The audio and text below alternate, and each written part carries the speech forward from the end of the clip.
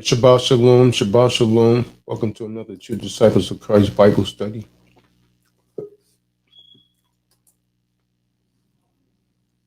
Shabbat shalom, Shabbat shalom, Shabbat shalom. Shabbat Shalom. Making it Shabbat shalom. through another week. All you debtors out there working like slaves, can't be mad at you, man. Somebody's got to do it.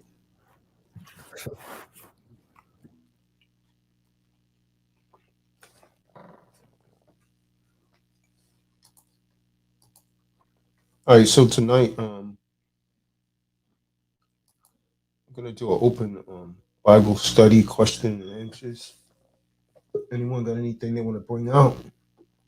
You go ahead. But I'm gonna tell you, man. A lot of you dudes need this. A lot of you dudes need to stop fronting, man. A lot of you dudes are not real men. You fake as hell, man. I don't Stop the cap. know on the Shabbat, man, but some of you dudes are real fake, man. Just be real. I hate fake people, man. I don't really want to talk about this on the Shabbat, but it's bothering my spirit, man. Dudes just keep moving real funny style, man. Be fake, man, because people gonna see right through you, man. See you for what you are, man. If you're fake, so just be real. In time, you're gonna expose yourself, anyways, man.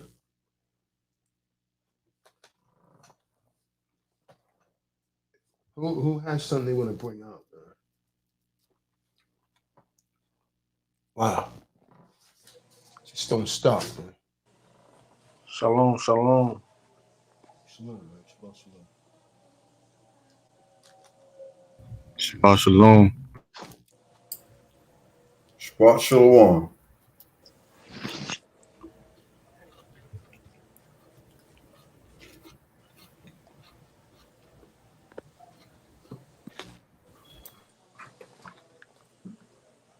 A lot of I you. just want to say, man, not doing this for nothing, man. So it's an act, man. Just just turn your funny mask in, man. Just go about your business, man. Cause this is for real, man. This ain't no joke. Like, I'm pretty sure we could all be doing something else tonight, man. But we giving this word out, pushing this word, man. It's not a joke, man. This is getting our fruits in, man, for the kingdom. And then outside of this, man, dealing with these people in this world and these women, man, you can't be on here, then you come out this, and then you a simp, bro. You phony, man. Come. Most High's watching you, man. All right now, man. No dude in the true disciples of Christ should be in a married woman's face. You got these damn dudes that still, I mean, come on, man. What's wrong with you dudes, man? And I said that many a time, man. Some chicks married, man. You still stand in the damn woman's face, man. You ain't supposed to be talking to her at all, man. What the hell's wrong with you? You got damn lust demon on you? Just leave her the hell alone, man. You ain't supposed to talk to her. If it was my rib, I would put your ass in her and blast right there on the spot, man. Dudes move real funny. Then you claim the Most High, man. As many times as we've been over that, that's crazy. Crazy, man. Fake, man. I hate fake people, man. That's why a circle be so small, man. I fill people out, man. When I see you, man, I'm not gonna pretend someone is not what they are not, man. You show me who you are, I'm gonna believe it. That's on everything I love, man. Well, I can't be just talking, man. Acting, man. If I want to see a damn actor, man, I'll go and watch one of my favorite, Denzel or Will Smith, not one of you dudes, man.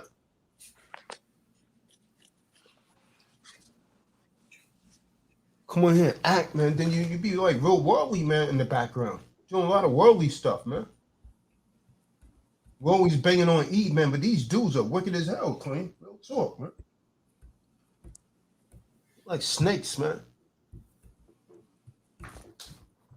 But judgment is real, man. Like, understand this, man. Every time something happens to you, it's bad. Understand that that's judgment. That's why that thing's happening to you. Most High is tightening up on your behind, man. Let me see if I got Huh? this, bro. Like that lust demon I want to talk about. Like real talk. Like why do you want to? Why would you want to share a woman anyway, man?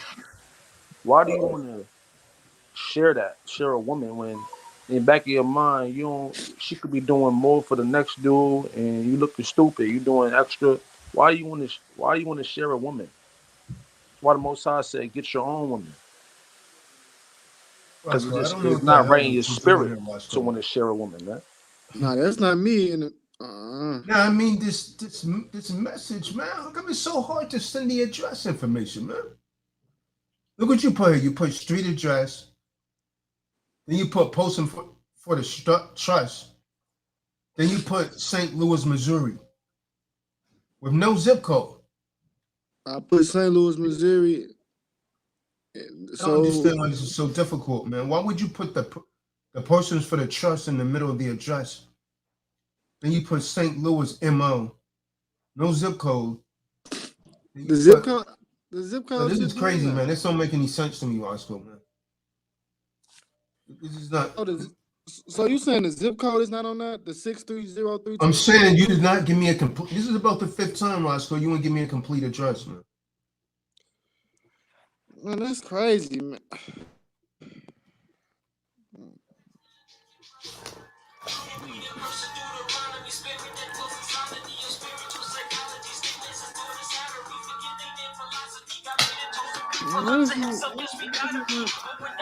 Real simple, Roscoe. Just send you a mailing address and in the PO box, man. Shalom. Oh, good morning. What's going on? So 5372 Priory Brook. Well, I don't know. Must be something on your side. What? Yeah, I would just put it in either private chat or send him a proper email. He responded to your email earlier, so just I'm trying to see like why, like what's the problem? My 5372 Priory Brook. You're not putting an address, man. You don't know how to write an address, man.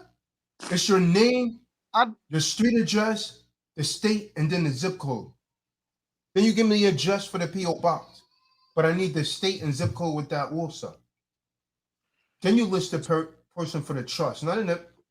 I don't want to show your address, but the way you have this, man, don't even make any sense, man. You don't have a zip code here. Would you want me to go and look for it? Nah, I mean, You just wrote street address. What's going on? Cause it's real simple, man. You know how to fill out an envelope? Yeah, I'm trying to see like I thought I put that though. St. Louis, Missouri, 5372 Priory Brook, 63033. And then I put St. Louis Postal Code Service 2595 for my PO box number. And then No, you didn't. That's not what you put, man. You put street address, person for trust in parentheses. Then you put St. Louis, MO. Then you put United States Postal Service. Then you put a zip code. Then you put a box number. Right. None of that makes any sense to me, man. It's all fun. That's not how you write an address, man. So you don't have the address for the actual postal service? That's not in there? No, you didn't. I don't know what you got here, man. It looks like you mixed two of them together. I need to really go look at that, man, because I don't see how. I need to go look at that myself. See what's the problem, man.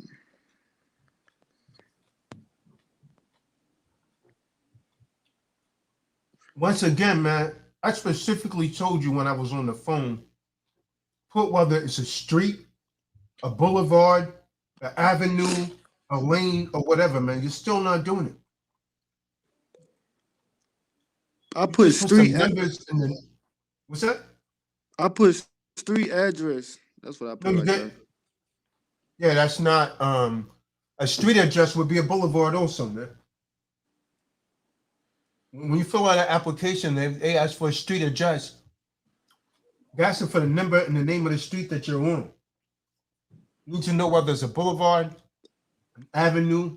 I didn't a even put street. I didn't even put BLVD for. I know that. You didn't put nothing. You didn't put whether it was street, an avenue, a lane. You just put street address, right? Yeah, I put street address and then I put 5372 Priory Brook. That's what I put.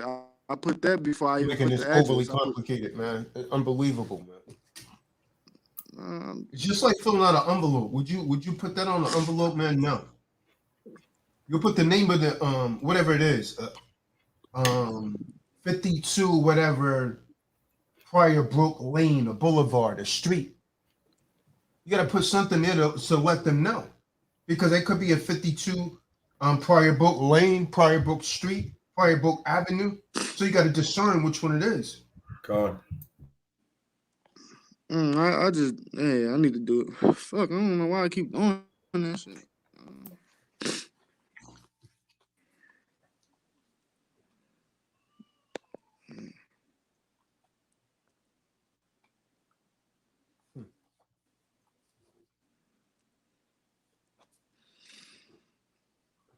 P.O. Box, you still didn't get that right, man. All you got to do is look at the paper that they gave you. You just put in P.O. Box, let's say 5905, St. Louis, Missouri, 63032. It needs to be something like that. It's the only way you're gonna get mail there. To send this, like this stuff you got, they're gonna send it back. It's gonna be returned to sender. I already know it, because the address doesn't make sense, and they're not gonna try to interpret it. I don't see why I keep. I'm gonna just do it all over, man. It's called education, Roscoe. Education. And fill out an envelope. That's what I'm asking you for. When you put your return address on the envelope, that's what I'm asking for. So basically, just put the boulevard 5372. If it's not a Priory Brook. boulevard, don't put boulevard. Whatever the name of your street is, I need that 400 Lenox Street, whatever, St. Louis, Missouri. Then the zip code. That's it.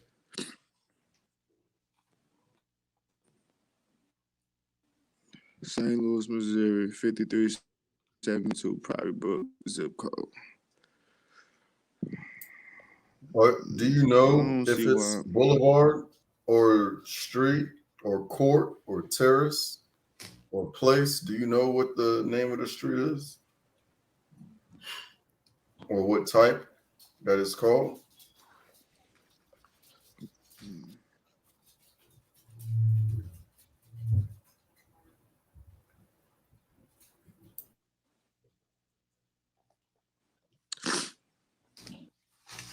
Roscoe's frozen.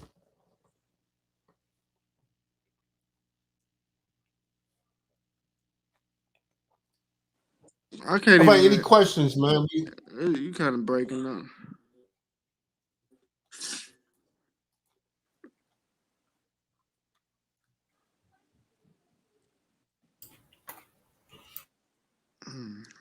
Let me just see. Anyone have any questions, man? Let me drop the link in the room, man. Marty Mar, you got anything? David, I need to test David. David. Gone. How you feeling, David?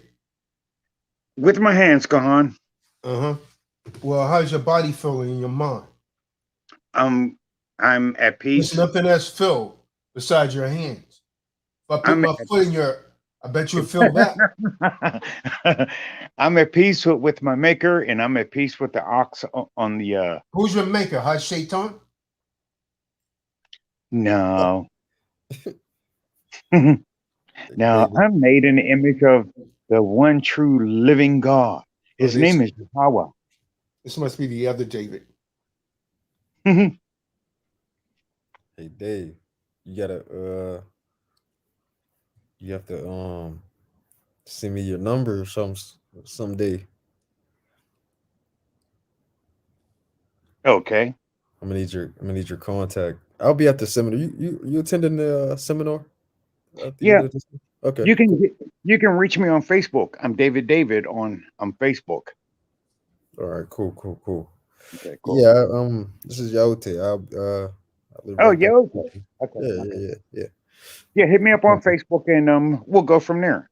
All right, cool. Okay. What's your Facebook name?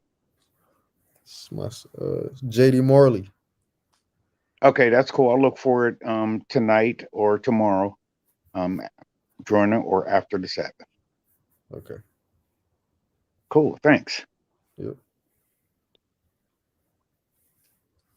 Marty Moore. All praises due. All praises due. Shabbat shalom, brothers. Shabbat shalom.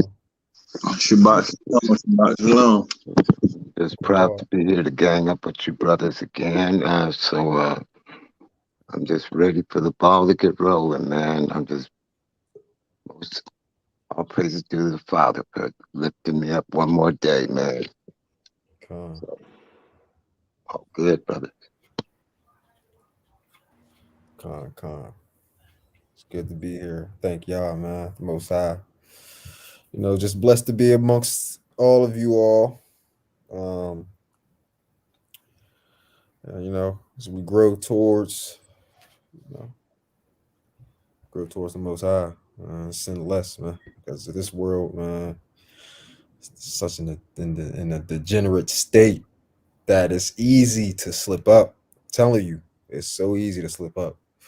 So all it takes is one time to slip, man. Shoot, that could be your last time. So it's good to stay in His Word, man. That's why I make it a must each and every time I wake up to dive deep into that scripture and start my day off with that scripture.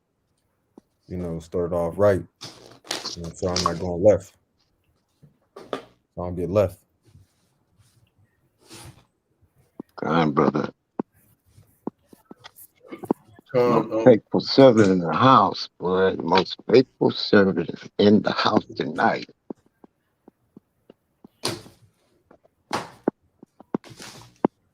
You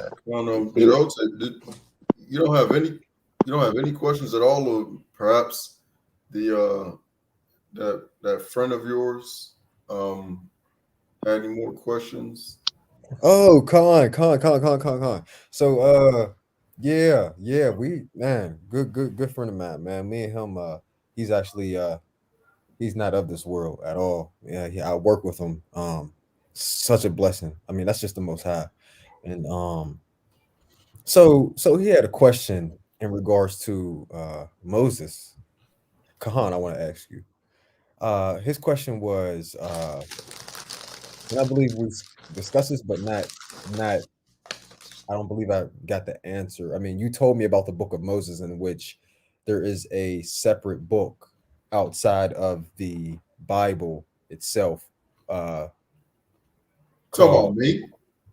No. I'm talking about the Kahan. I was when I talked to Kahan about it. He told me about the book of Moses. How there's a book called Moses, I believe.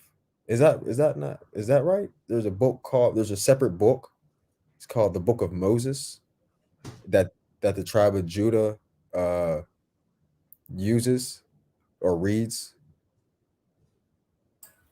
I'm not aware of that. Okay, man, I may be saying that. But they call the first 5 books. Okay. Yeah, I may be saying that wrong, but no. But his question was in regards to. So what you're talking about, man, is some made up damn comic book, right?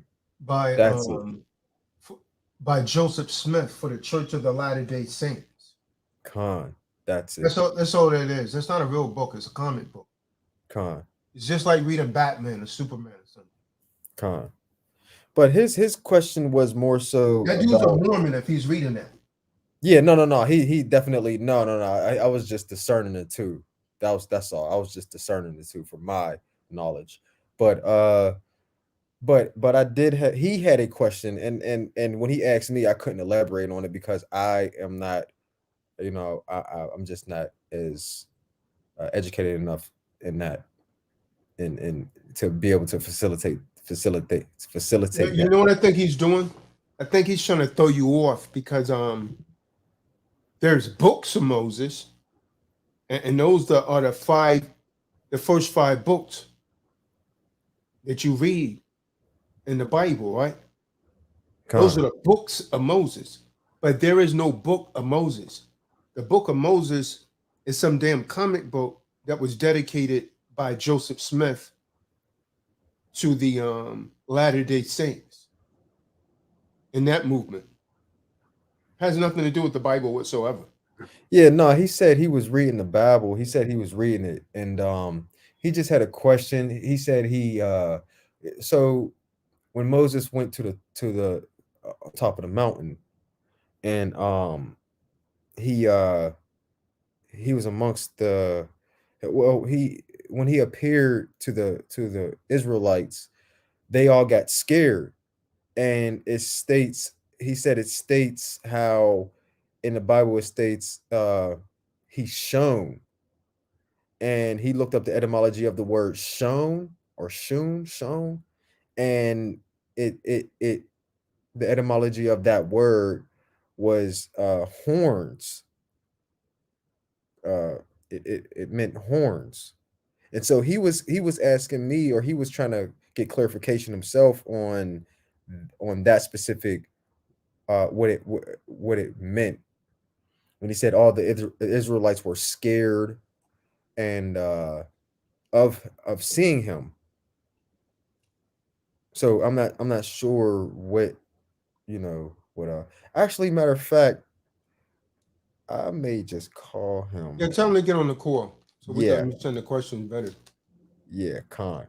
Let me actually do that right now, just so he can ask that question himself and get the answer. Is this a Edomite or Jake or what? No, it's a Jake. 100% Jake. He's in the word. He's really in the word. He's looking for the answers himself. He don't have the answers all himself. He's still seeking. He's a young cat. He's a little bit younger than me. I believe like 2 years younger. He's like 20 23, 20, 24, something like that. But so he's seeking, he's seeking. But I'm about to give him a call right now. See what's up with him.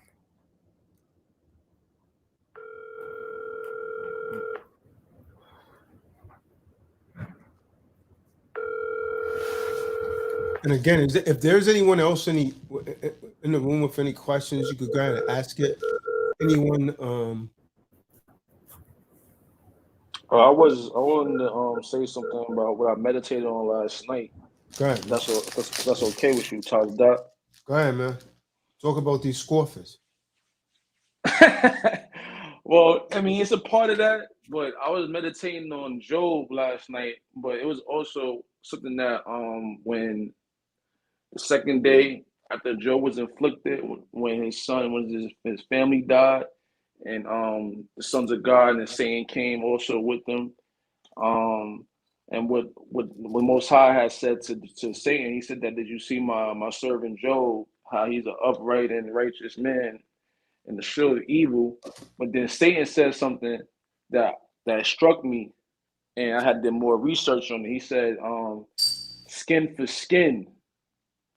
A man will not. He said that a man would give everything for his life.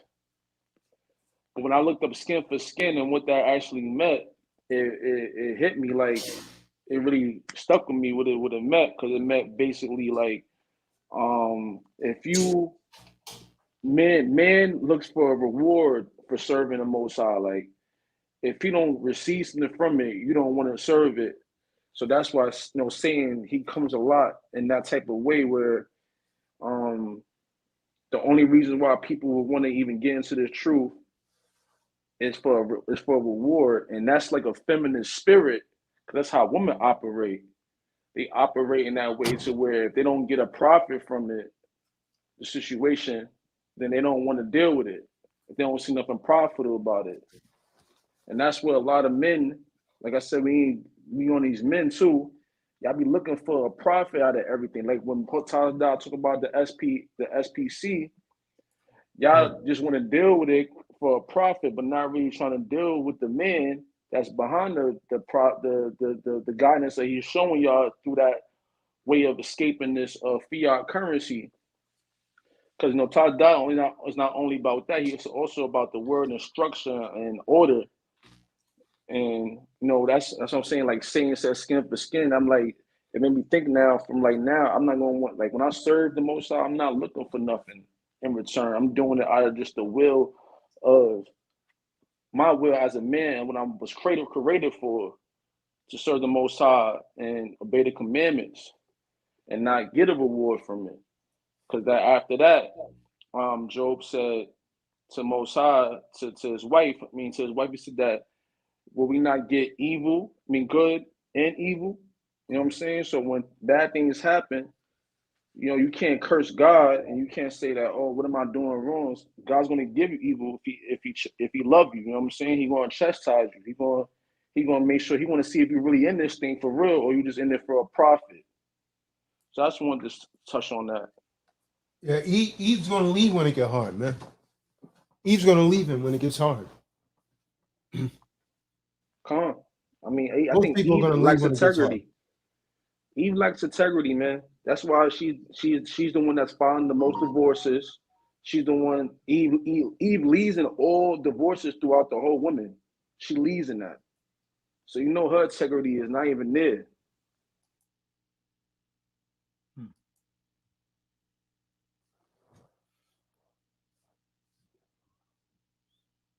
So let's get the book of James chapter 2, verse 1 through 6 that I posted in the room earlier.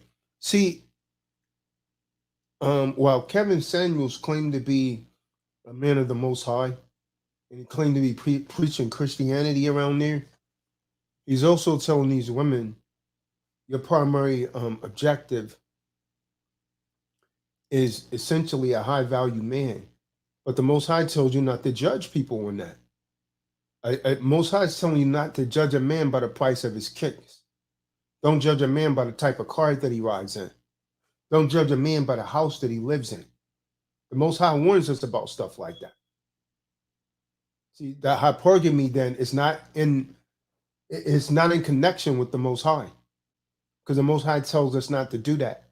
You judge a man by his faithfulness in the Most High and keeping these laws, statutes, and commandments, not by what he has. That's what the scriptures say. Book of James. Book of James, chapter 2. You want verses 1 through 6? Come. My brethren, have not the faith of our master, Mashiach Yahushua, master of glory, with respect of persons. So don't be a respect. See, the Most High is not a respecter person. A Mashiach is not a respecter of person. He doesn't care what you have. Doesn't matter how rich you are, how wealthy you are. He's not going to favor you because of that, like Eve does, because he's not a respecter of person. But this world teaches you to be a respecter of person. I could be the same guy trying to teach the same stuff, but if I had on sackcloth, if I had on raggedy clothes sitting on the corner, no one will listen. They will walk right by me. God. You will walk right by me, not even pay attention. I could have the same knowledge, man. The same knowledge, and not any of you will listen to that fool. You do it every day. You walk by the homeless, don't give them any attention whatsoever. You can't even call me a liar, man. People do it every day. See homeless people on the street, and they walk by as if they're not there. Come on. The Most High tells you there's not supposed to be any homeless people, man. In any Israelite community, there's not supposed to be no homeless, man. That only exists in Esau's world. You understand what I'm talking about? That only exists in his world. It's not supposed to be in our world, man. So the scriptures is saying, my brethren, right? My brethren is written in the Greek. Okay. Have not the faith of Hamashiach, Christ,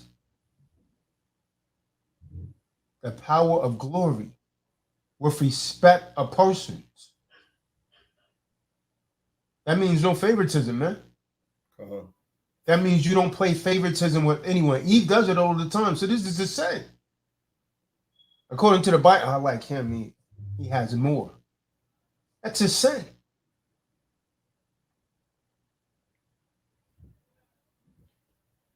Come, verse 2. For if there come unto your assembly a man with a gold ring and goodly apparel, and there come in also a poor man in vile raiment, and ye have respect to him that weareth the gay clothing. So the vile raiment means dirty, cheap, shabby. Those kind of clothes, right? You're going to see that man is morally wicked. But he's having vile raiment. But this man in goodly apparel, radiant, right? Magnificent apparel. Automatically respect him. Just like you do these politicians in the high position. You automatically respect them more than you do some guy in raggedy clothing, in sackcloth. Okay.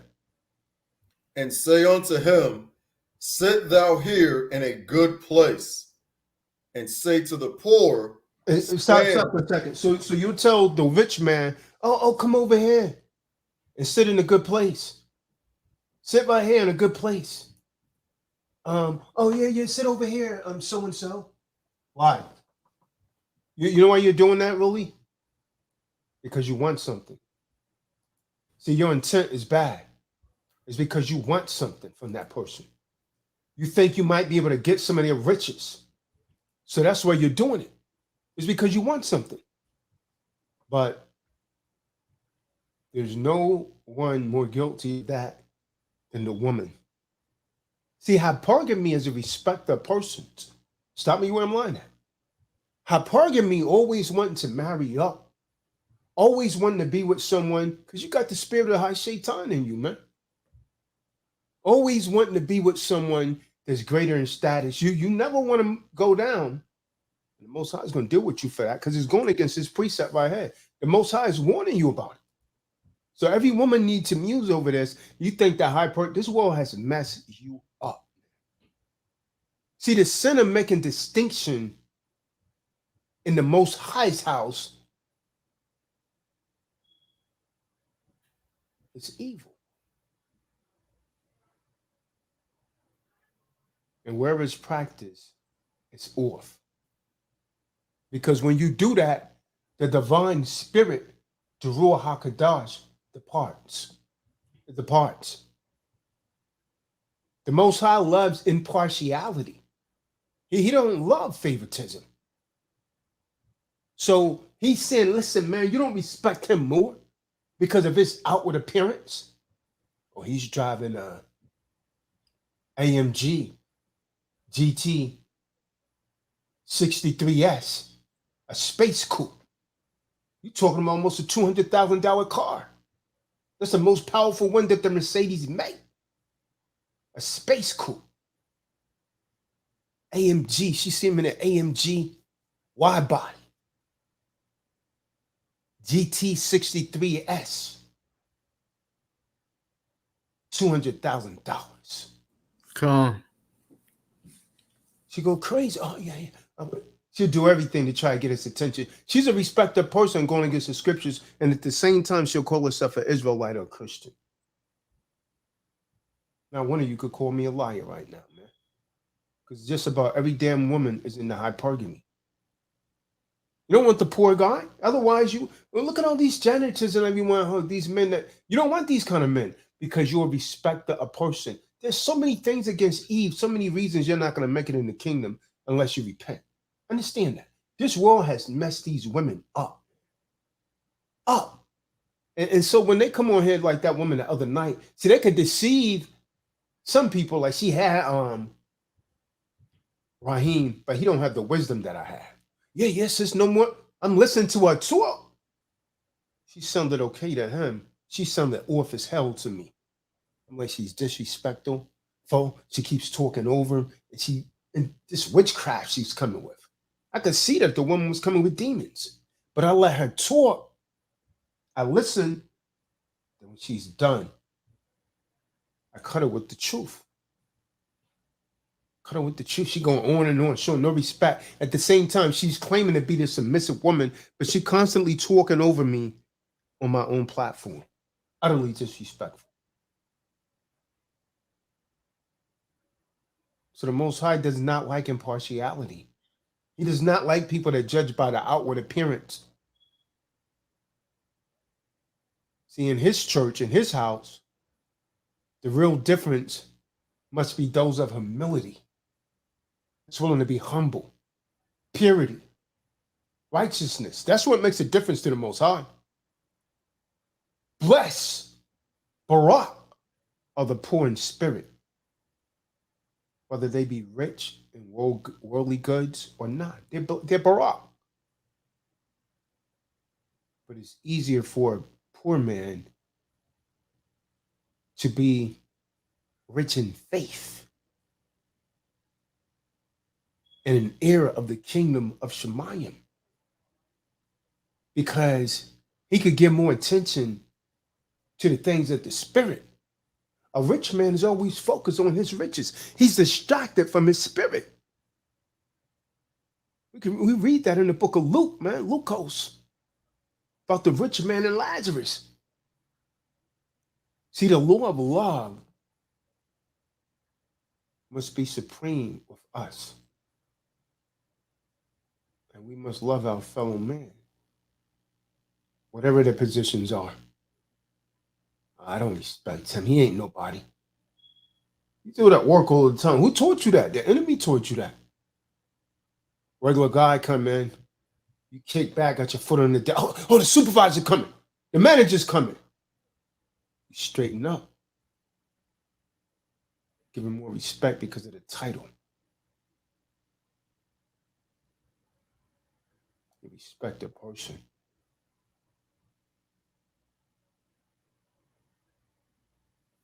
See, a man may observe the laws of health, right? Watch this, watch this. He work out, go to the gym, eat clean. But if he inhales poison, he's going to die. So we might be outwardly, and poison I'm talking about is alcohol. He's going to die a lot faster than he should have. Say, well, nobody, all about in my family drinking, no one died. Well, keep going. You might be the first.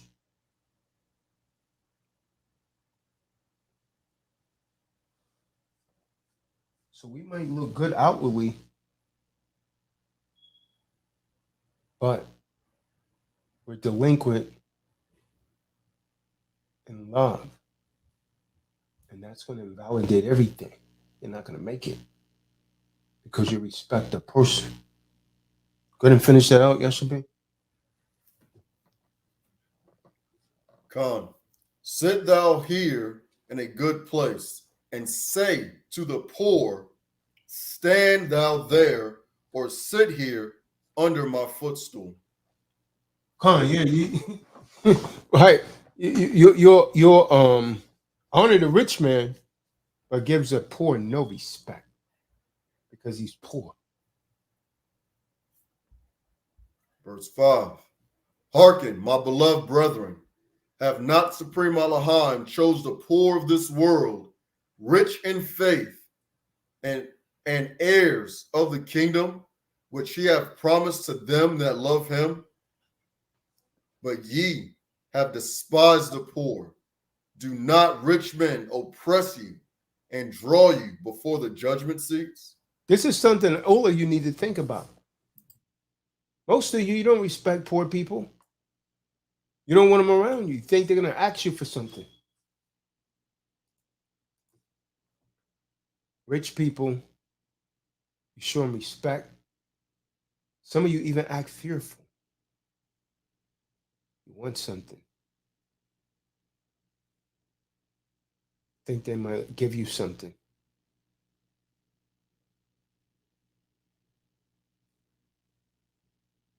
only thing they give you is a hard time and keep oppressing you. Rich politicians, rich de facto members treat you like dirt because you're a respecter of persons and they know it. So they disrespect you.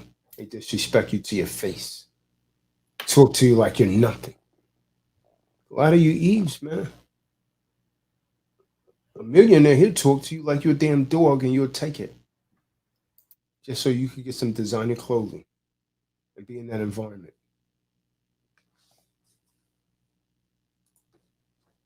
A man that would treat you better, talk to you respectfully, you don't want him. You know why? Because you could only associate yourselves with what you really are. And if you've been taught that you're nothing and that your primary focus in life is dead white men on green and white bills, you don't have any respect for yourself. You respect those dead white men and those green and white bills. Calm. Don't respect people, man. Don't respect men. And that's, sadly enough, most of you think that way. The mothers that made you that way, not your fathers. And I detest the conversation every time the subject matter of, trying to bring correction to women. A woman always got to pull like, well, yeah, I think both sides. Shut the heck up, man. No, it's not. There are some men that's wrong, but you're really the problem, man. Men are not raising these children, you are, and you failed at it. Some of you, know that the children will be better with the man. Man, please, Miss Hunt, speed this judgment up. Speed it up. Please put something in their life to show them, Most High. Show them your power. Strike some of them down. Because I'm sick of this world, man. I'm sick.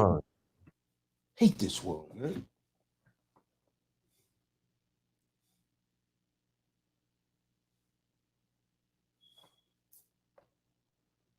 Every problem that I ever had, man, in life, man, the only problem I ever had, man, was trusting a woman. That's the only problem I ever had, man. Pretty much, I was a good guy, man. Never got in trouble.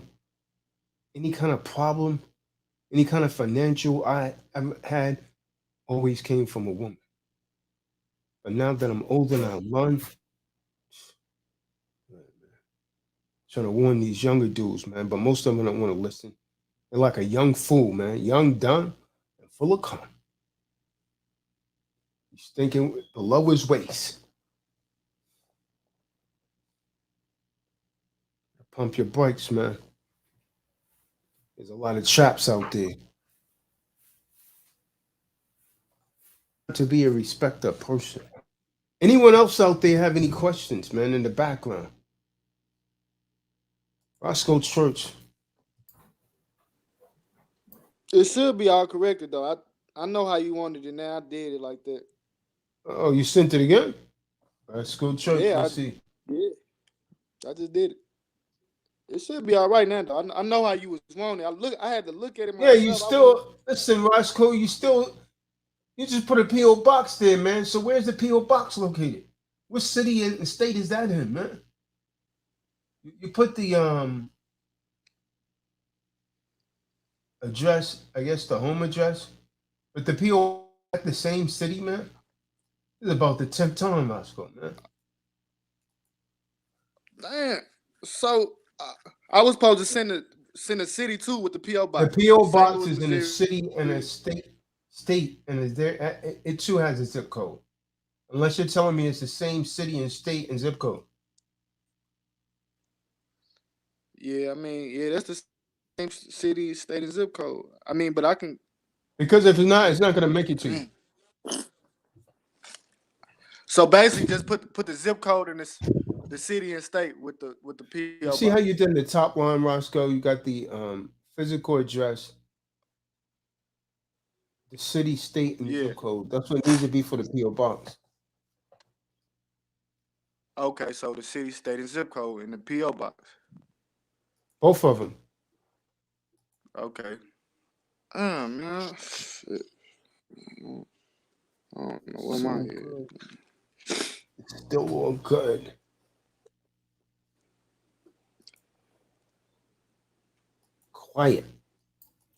Quiet room. Let me let Carefoot come in here, man. I don't have a actual question, but I just want some scriptures to read for strength. I knew it. You also go one to read Psalms, the 51st chapter. Okay.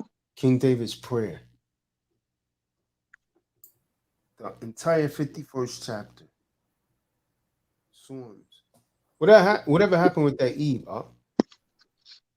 She called back, but I ain't really try to talk to her. I tried to text her, and she didn't really want to do no texting. Yeah. I wouldn't talk. I would just say, can you text me, please? I'm busy. Tell her I feel more comfortable texting you. Yeah, and then she sent the text message to my sister. So I ain't really conversating with her, nothing like that. For what? I guess, well, the text message says she felt like she didn't have nobody else to reach out to, and she just was talking to my sister. Let me read it to you 1 second. Send her a text, brother, saying you want to see a what is it, son or a daughter? Daughter. Send her a text. Say I would like to see my daughter, whatever date that you would like to see her, and leave it as that, and wait for her response. If she doesn't respond, then I will wait a day or two and ask the same thing again. Because not answering those kind of texts does not look favorably upon her. Okay.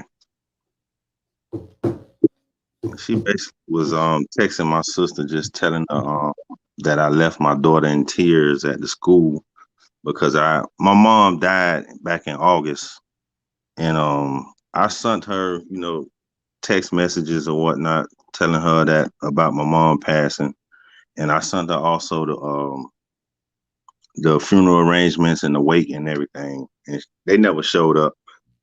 So my daughter didn't know. Yeah. So how old is your daughter again?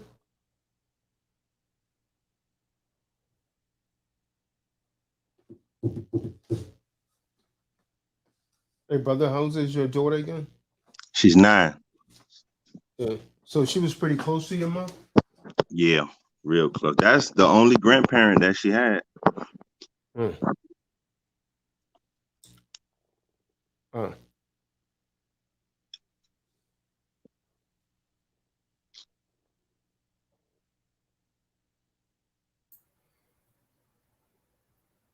No,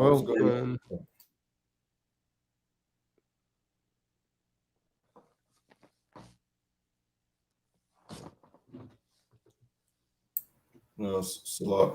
I was just going to provide another invitation because I noticed, there was a lot of chat going on back and forth during the Bible lesson and the day after.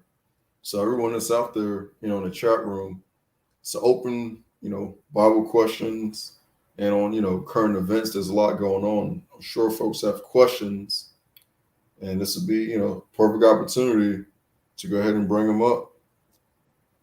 Whether there's, something going on, in your life or somebody that friend, family member, work associate, and whether you want to look for encouraging words or point them in the right direction, this would be a good place to ask those types of questions.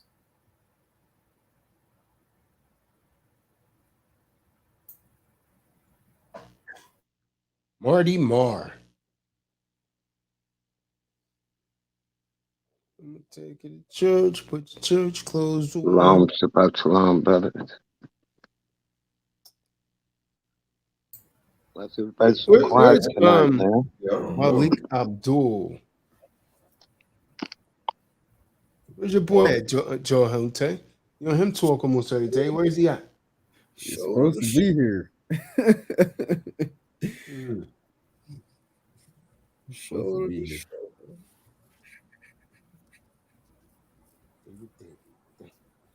Well, no one else has questions. I got a few that I can bring out.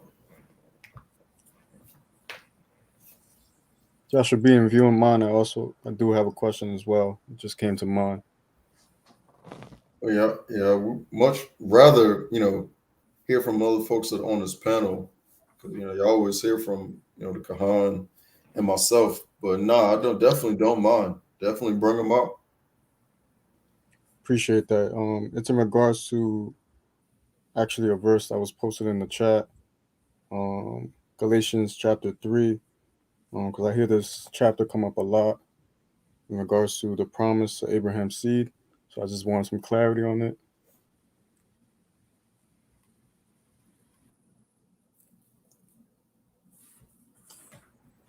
Go ahead and read it and state your specific question on what's unclear to you.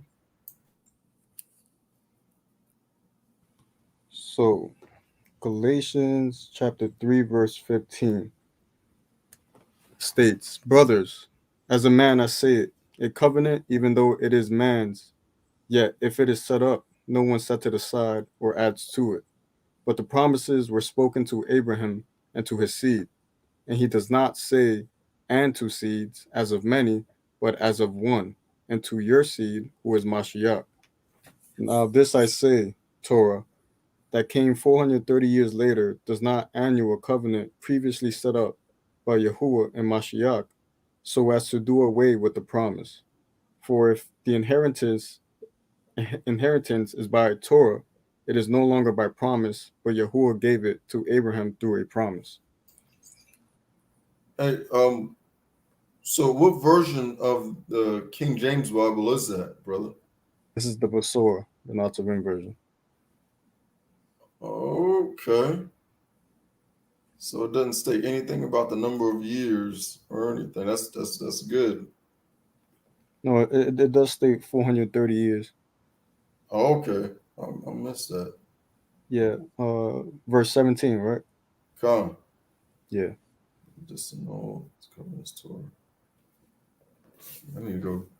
All right. So what about that is unclear? What exactly? Because I've also been hearing this from Christians as well. Because when you move to verse 28, it says, "There is not Yehudi or Jews nor Greek. There is not slave nor free. There is not male and female, for you are all one in Mashiach." So I hear this a lot, to pretty much say that, the promise is for whoever believes in the Mashiach or the Torah. Yeah, I just don't really understand what that entails and what differentiates from the seed of Jacob.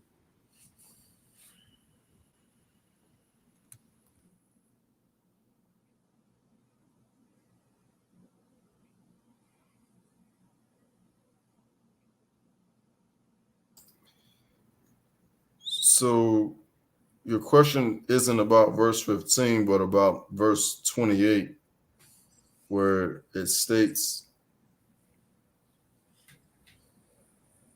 so, and Kahan, correct me if I'm wrong, but if to answer your question, Jadir, verse 27 kind of puts that together for me, saying that once we have been, consider ourselves believers in Christ, then there is no differentiation while we're in Christ, because we're all part of one body.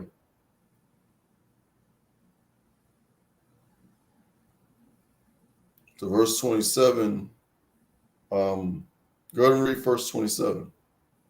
And perhaps that answers the question. "For as many of you as were immersed into Mashiach have put on Mashiach." I think Verse 28, since that comes after that statement, it means once we've put on Christ, then there's not a differentiation between us. Like, you can no longer call, if we're in Christ, whether I'm coming from like the Muslim background, another brother's coming from like Hinduism or something like that, it shouldn't be any difference between us. Okay, so even though we're all the same bloodline. So it also doesn't right, the bloodline of Abraham, which is pretty much everyone. But does that entail also the kingdom to come as well? What do you mean until the kingdom to come? I mean, Christ preached the kingdom to come. So if we're in Christ, that's our expectancy and our hope. Sorry, I meant who the kingdom is for. Well, we all know. Well, the kingdom's for Yahshua, isn't it? Or is it not? Right.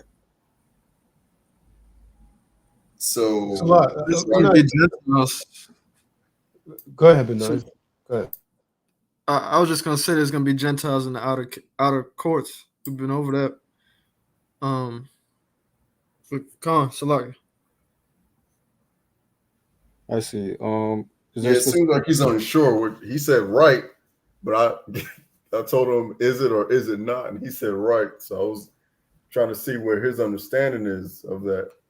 No, because Yesharab meaning Israelites, but if it doesn't matter, if you're within, let's say you're Edomite and you're within Christ, then that would mean, like Benai said, that they would also be in the kingdom.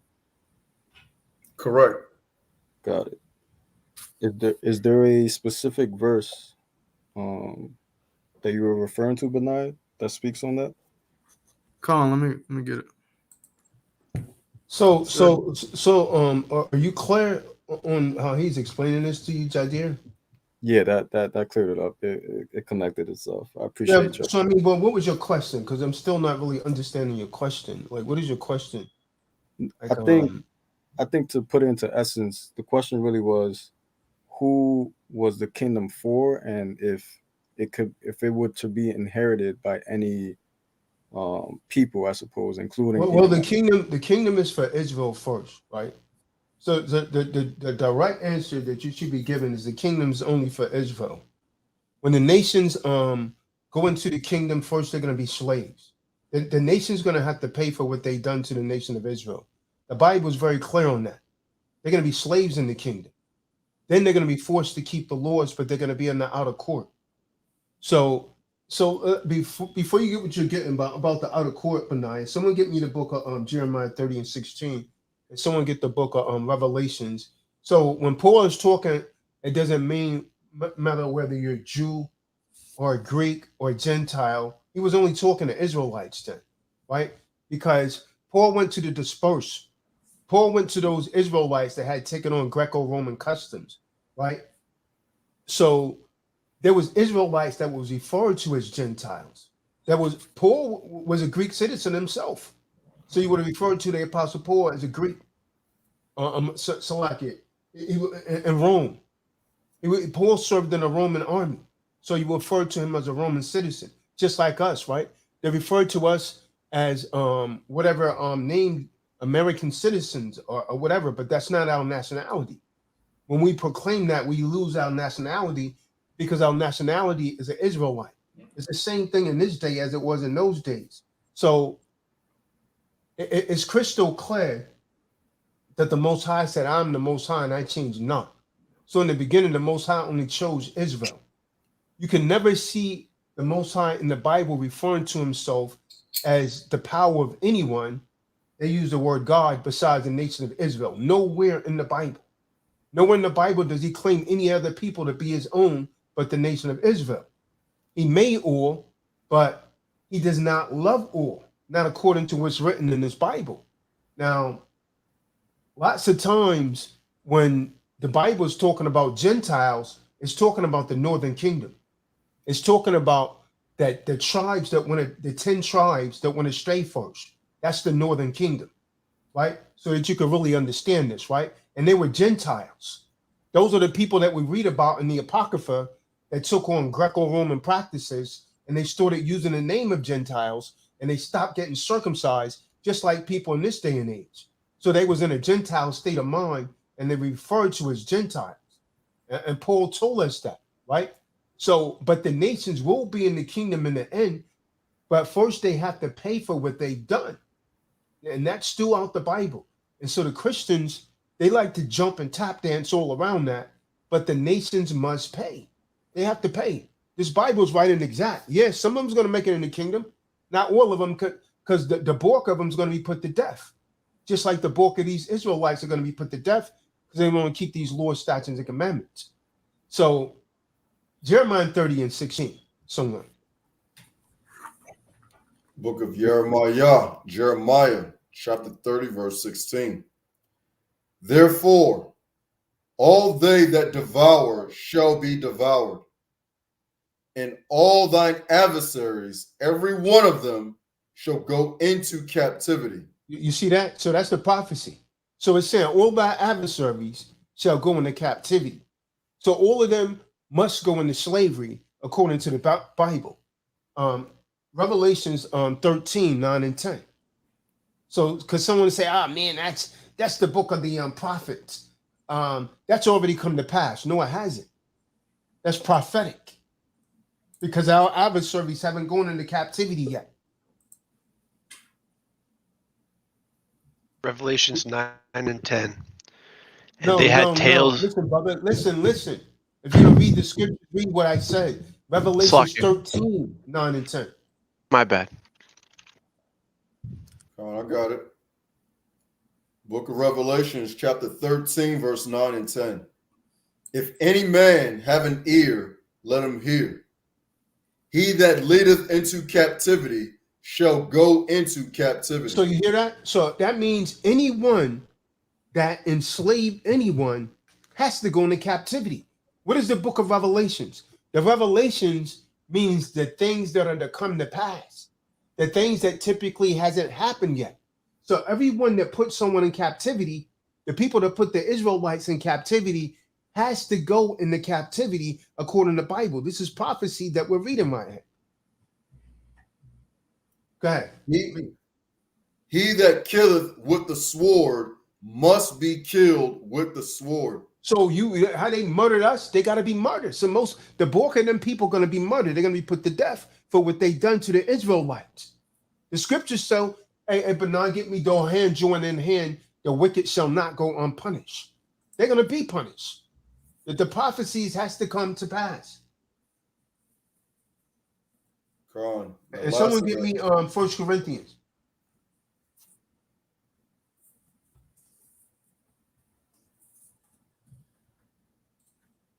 I need to make sure he really understood this, because the way it's being explained to him is not clear and it's going to confuse a lot of other people.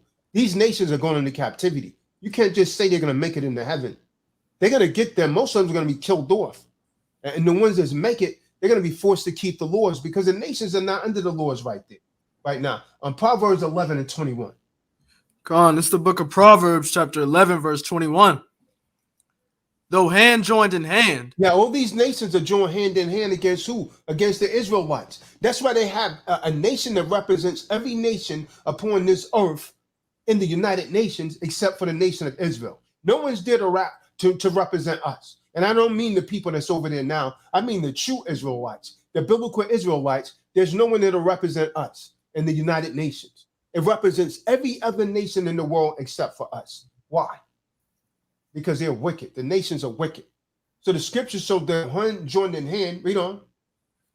The wicked shall not be unpunished. So they're going to have to be punished. And so after these prophecies that we're reading, this is going to come to pass. They're going to be punished. And they can stand to believe it or not. They don't, no matter how nice they act or whatever, they might get a little mercy in the kingdom for being nice right here in this kingdom, but they're going to be punished. The Most High said no wicked deed will go unpunished.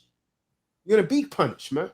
Everyone's going to be punished for their wrong. And these people, they're going to be delusional to think that they can enslave people, rape people, rob, murder people, cut babies from people's stomachs, and then think, oh, well, just forgive us. Why can't we all just get along? You're damn right, we'll get along after we fly that head. Because let's get the book of Obadiah 1 and 18. It's throughout the Bible, man. Let's see what the Most High says is going to do to Esau. Book of Obadiah 1:15 through 18. Watch this. They're going to be punished, man. They got to go in captivity before they make it into the kingdom. There's no way around it. See, when people talk, they don't like to teach this truth I had. But this has to happen, man. Book of Obadiah, chapter 1, verse 15 through 18. For the day of the Mashiach is near upon all the heathen. Now, if you look in your Sefer Jadir, the word heathen should mean nations. They should have the word nation right there. I don't even need to look at it. The word heathen means nation. So that means any nation that's not of the nation of Israel, that's who he's talking to by hand. A heathen is anyone that's of any other nation besides the nation of Israel. They was all considered to be heathens because they didn't worship the Most High. That's what a heathen is. So the day of the Most High, not just on Esau, but on all the heathens, As thou hast done, it shall be done unto thee. See that? Thy reward shall return upon thine own head. So as you lynch people, you're going to be lynched. As you rape people, you're going to be lynched. As you murder people, you're going to be murdered. Thy reward shall return upon thy own head. And that's one thing the Most High can't do. He damn sure can't break his own promise. So this thing is going to come to pass, man. And you can like that, understand it, believe it or not. Verse 16. For as ye have drunk upon my holy mountain, so shall all the heathen drink continually. Yea, they shall drink, and they shall swallow down, and they shall be. So the Most High is going to pull the nations up against Esau. All of the other nations are going to turn on Esau. Now, all the nations that love him, they're going to say, aha, you are the devil. Then they're going to run back to their own country. That's what the prophecy says, man. Not what I say. Don't get mad with me, man. I'm just quoting what the book says. It's going to come to an end. Eve's going to say, aha, he is the devil. It's going to be too late for her because she's going right there. She's going right down with these satanic demons, man. Look at the price of gas, man. They're controlling the natural resources and plague people. Gas is damn near $6. Only a devil does that, man. People's not going to be able to go anywhere. No more traveling. They're shutting you down. So they control you with a fiat currency because you don't know how to manipulate through it. There's no money. These de factos don't have no damn money in their banks.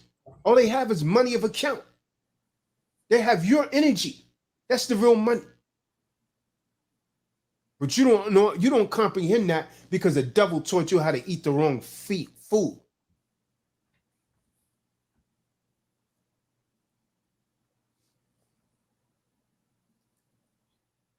Finish that out. Someone get 1 Corinthians 12:2. Let's see about these Gentiles. And they shall be as though they had not been. Upon Mount Zion shall be deliverance, and there shall be holiness, and the house of Jacob shall possess their possession. You see that? Upon the house of Zion, that means the Israelites, there's going to be deliverance in the house of Jacob, meaning the Israelites will possess their slaves. They're going to possess the people that had them enslaved. So this thing has to come to pass, man. They ain't gonna like that. And there's no way to get him out of this, man. No matter how much you try, you can't get the nations out of this. Because I know this Bible too well, man, for someone to try to pull that nonsense on me. They're going into captivity, man. They're going into captivity. As thou hast done, so shall it be done unto thee. They could call it hate or whatever, but this is what the Bible's saying. All you got to do is read it for yourself. They can't tap dance with me on these precepts, man. They're going into captivity. And the house of Jacob shall be a fire, and the house of Joseph a flame. Okay, stop. So what does that mean? The house of Jacob shall be a fire, and the house of Joseph a flame. It's talking about the northern and southern tribes coming back together again. They're no longer going to be two nations. It's going to be one nation again. Read. and the house of Esau for stubble. And the house of Esau for stubble. Read on. And they shall kindle in them and devour them. And there shall not be any remaining of the house of Esau, for Yahweh has spoken it. So I say, you're going to wipe them out. The Most High has spoken that. He damn sure can't break his own promise. Now, who are these Gentiles that Paul keeps talking about? See, there was two kind of Gentiles, dear. There was people that are Gentiles by birth, meaning they're born of another nation. They're born of another bloodline. And you said something, dear. Let me understand this. Just because you're the seed of Abraham doesn't make you the chosen seed. You see what I'm saying? You said all nations, I caught it. Maybe Yashabim didn't. But all nations that, you know, the three great monotheistic religions, they come out of the seed line of Abraham. But it doesn't make them the chosen seed. Someone give me the book of Psalms, I think 105, 9, and 10. Someone get that 1 Corinthians. I got that. The seed of Abraham don't make them this seed, man. They're not the chosen seed. There's only one chosen seed, and that's Yasha Allah, the children of the Most High Power. 1 Corinthians chapter 12, verse 2. Ye know that ye were Gentiles, carried away. Now, hold on. So the Apostle Paul is talking right here. So they're going to brother Paul. See, if the Apostle Paul was alive today, you would try to get him to join that damn West Indian Day parade because he came from the tribe of Benjamin. So you would be referring to him as a so-called West Indian. So the brother Paul is saying, ye know that you were Gentiles. Read on. Carried away unto these dumb idols, even as ye were led. See that? So we was worshiping these idols. We was led to worship these idols just like the nations. You see that? We were Gentiles carried away after these dumb idols. Even as ye were led. Wherefore I give you to understand that no man speaking by the Spirit of Yahweh calleth Christ accursed, and that no man can say that Hamashiach Yahweh Shah Hey, that's it on Yeshua. that. That's all I wanted. Someone give me Psalms 105, 9, and 10. Let me show just the only people of Abraham's seed that the Most High is dealing with is a chosen seed. That was at 105 and 7? Psalms 105, 9, and 10. I got it. Oh, go ahead. This is the book of Psalms, chapter 105, verse 10, verse 9 through 10. He made with Abraham and his oath to Yeshak, and it is Isaac, and it established to Jacob for a law, to Yesharah an everlasting covenant. Okay, so that means that covenant is forever. That means he made the covenant. Word covenant means contract. That means he made a contract with the nation of Israel forever. And the Most High can't break his own promise. That's why he's killing off a lot of these Israelites, because a lot of you are not going to make it. But he's going to keep that covenant with his nations. So that covenant, these nations, Ishmael's Abraham's seed, but he's not the chosen seed. So the Most High made it with Abraham, Isaac, and Jacob. That's the royal prayer bloodline right there. Abraham, Isaac, and Jacob, from which came the 12 tribes of the nation of Israel. Now, watch this guy Roscoe calling and texting me, man. When you know him on the Bible study, he was just on the call. And Satan done jumped on him, man. This guy keeps texting me and calling me in the background, man. What's up, man? Roscoe, if you listening, man, stop calling and texting me, man.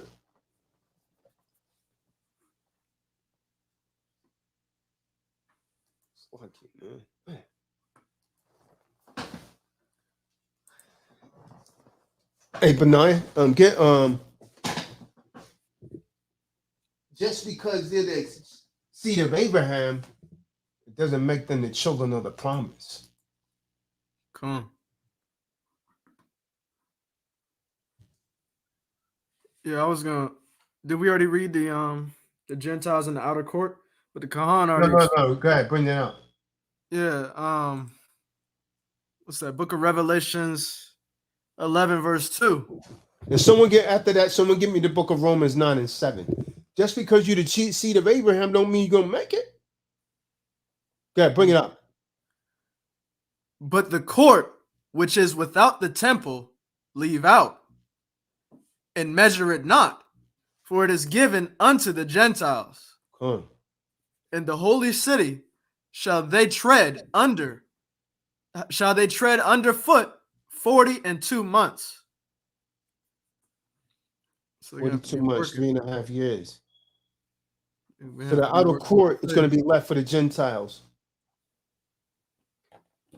The ones that decide to submit and keep these laws. Book of Romans 9, verse 7.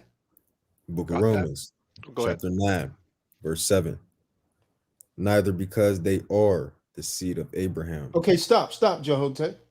So just because you're Abraham's seed doesn't mean you're going to make it. Esau is Abraham's seed. Elam's Abraham's seed. Moab's Abraham's seed. You see what I'm saying? Ham is Abraham's seed. That doesn't mean that they're the chosen people. Someone give me the book of Isaiah 43, verse 10. We're the only witnesses of the Most High. Go ahead, finish that out, Jehote. And someone get me Psalms 147, 19 and 20. Are they all children? But in Isaac shall thy seed be called. In Isaac shall thy seed be called. So the covenant was made. We just read it in Psalms 105, 9 and 10. Abraham, Isaac, and then Jacob. That's the holy seed. That's the chosen seed. Come. Yeah, I know it doesn't sound right, man, but the Most High created all, but apparently he doesn't love all. Come, book of Isaiah, Yeshaya, chapter 43, verse 10. Ye are my witnesses, saith Yahweh. Now, who is he talking to? Oh, hold on. Who is he talking to right there, Yehote? I mean, Jadir, when he say ye are my witnesses. All you got to do is go to the top verse right there, right? Verse 1. It tells you who he is. So the Jehovah Witnesses are not the witness. The only witness of the Most High is Yahshua. He's talking to the nation of Israel. Ye are witnesses. What exactly have Jehovah witness? Because they haven't witnessed Yahuwah by Yahusha. So what exactly have they witnessed? I'm still figuring that out. Terrence T. Russell.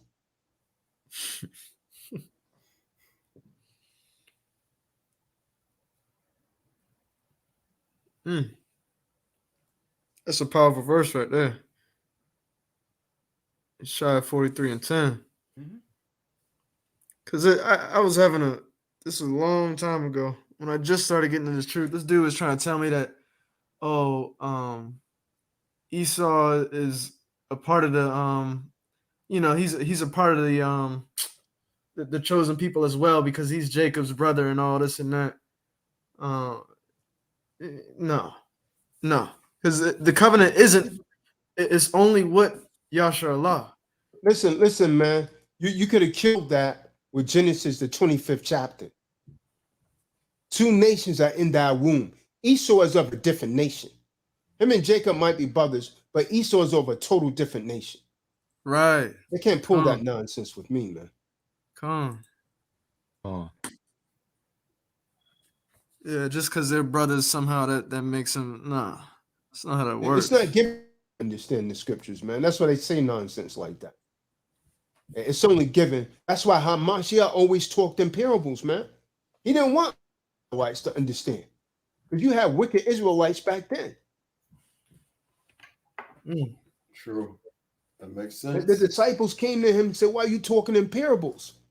He said, because to you is given to understand the kingdom of heaven, but to them is not given.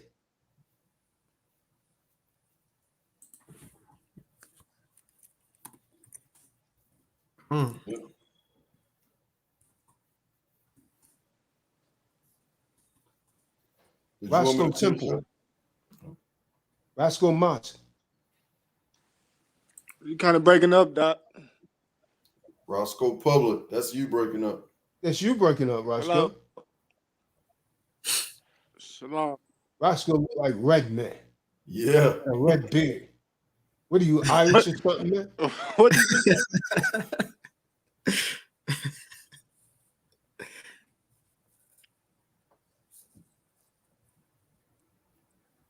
Roscoe with the Steph Curry beard.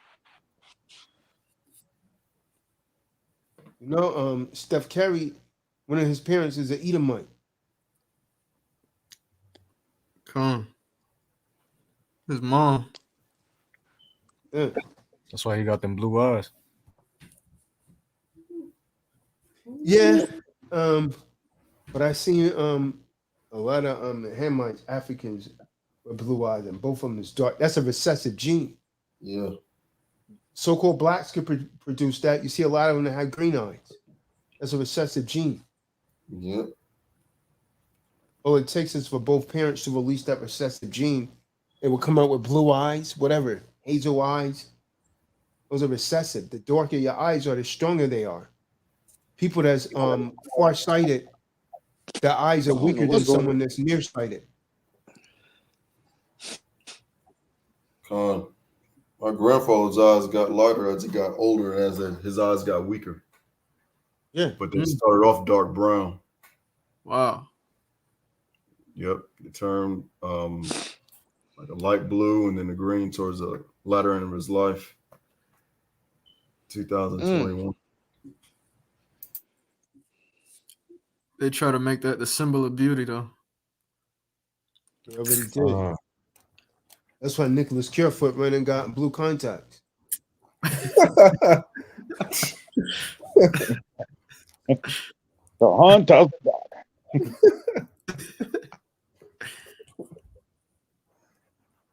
Thou say it. That he's still in the room.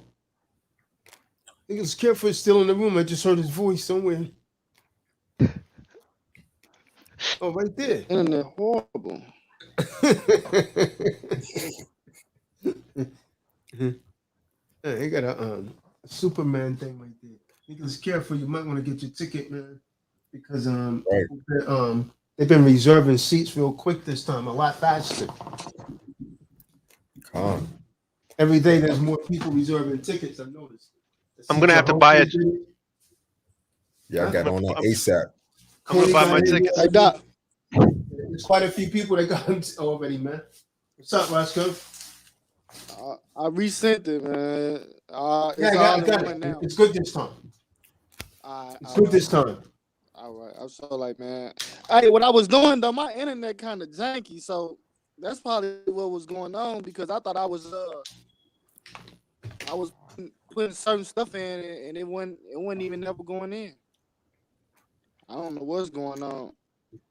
I've been getting tried all day. What do you have? Got people in the background that's trying to come in. David, you got something? Wake up, Jacob. I do. Go ahead, David. All right. So my question is about current events. Okay. And I want to find out. Did you hear the one about the man that drank that people thought he was a fish? No, I didn't. Yeah. It's a guy in Pittsburgh, man. He drinks so much. It was like a fish underwater. And he just ended up with a hiccup. And he come around and curse everyone out on every Shabbat. I'm going to tell you something about the Kohen. He going to teach you how to laugh at yourself. All right, now, here's my question. The current event. Now, I don't know if y'all heard this yet. But now, calm down, David, because my patience is getting shorter than Gary Coleman. Or that means I only got 5 minutes. Okay. So my question is about current events. Now I don't know if y'all heard this or not, but leave me alone, dude. Israel just don't get your bad stuff on, man. Let me get Roscoe out of here, man. Let me put somebody else in here. Roscoe's acting up, man. Okay, so go ahead, David. Excuse me, pardon me. All right, so my question is about current events. Now I don't know if y'all heard this, but Israel just bombed Iran. And the way I was going along with it, that would be a no-no. Nobody really wanted to mess with Iran, but they just did that.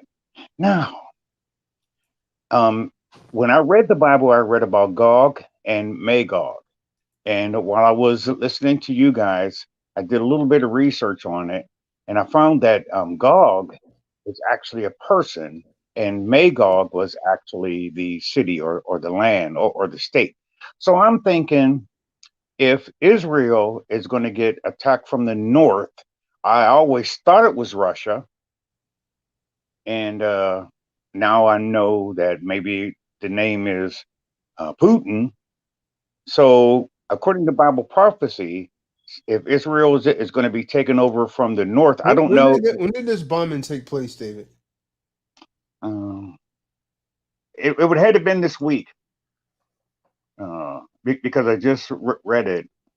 I'm not really that interested in that part of the world except for the last days events, but it would have been this week. I pulled it up briefly to make sure what I was saying. So you can just pull up did Israel bomb Iran, and you'll see that they bombed their oil ships.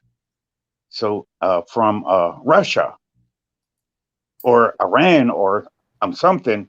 So I'm thinking now this prophecy is getting ready to come true because the Russia is already moving around. They're already irritated, and I don't know if Iran and Russia have any kind of deal or some kind of, what do they call it, pact or something. I don't know. An alliance. Alliance. Thank you. So, but something is going on with this oil right now. You know, we're paying. The Khan said earlier, we're paying $6 a gallon. In Pittsburgh, it's $4.24 for a gallon. I had when did the bombing take place, David? Because I don't see it. I see something back in February. Okay, well, I just read it today. So, and correct me if I'm wrong, but bombing the oil ships isn't the same as bombing that country itself.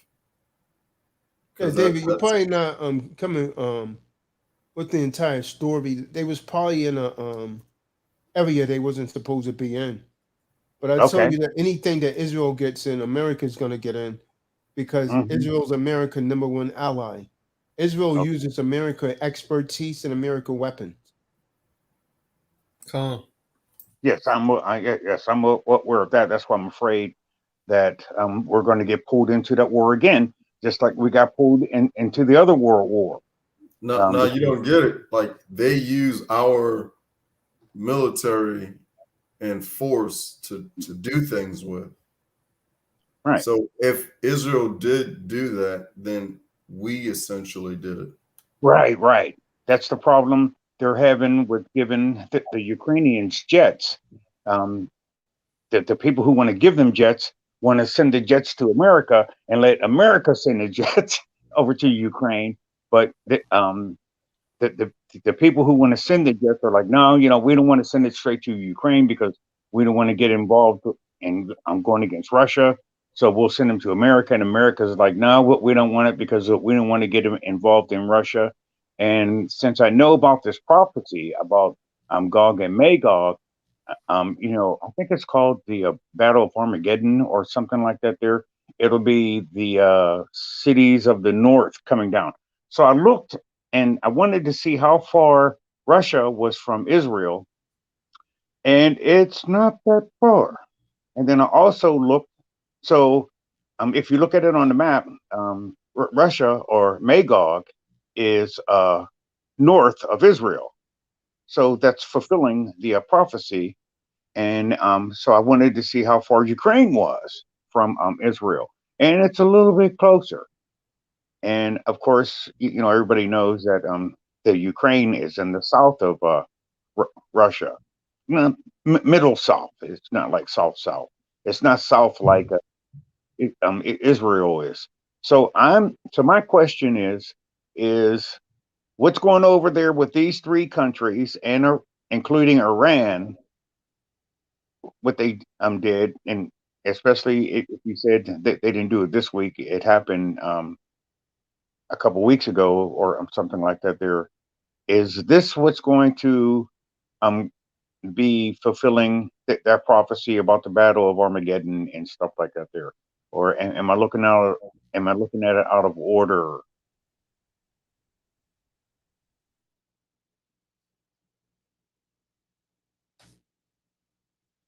I don't. I don't understand your question. You're when you're saying Gog, which one of these people you say was a man? Gog is a king. See, I always thought You've been reading too much on the internet. Okay. So both of these, Magog was Noah's grandson when you read Genesis, the 10th chapter. But when the prophecies talking about that, it's not talking about the men. Well, the book of Revelations 20 7 through 8, that's talking about Gentile nations that is against the nation of Israel. That's not talking about a man. Gog and Magog in the book of Revelations 27 through 8 is not talking about a man. It's talking about nations that represent two Gentile nations that's going to be hostile against the nation of Israel. I got that. Okay, thank you. This is the book of Revelations, chapter 20, verse 7. And when the 1,000 years are expired, Satan shall be loosed out of his prison. Verse 8. And shall go out to deceive the nations which are in the four quarters of the earth, Gog and Magog, to gather them together to battle, the number of whom is as the sand of the sea.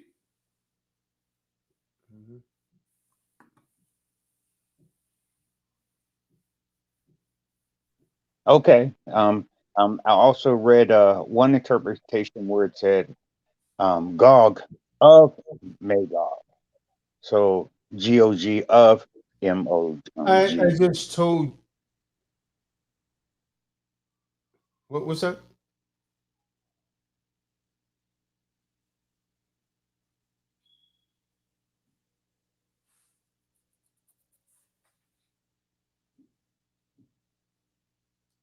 Okay, so do we agree that Magog hasn't ended?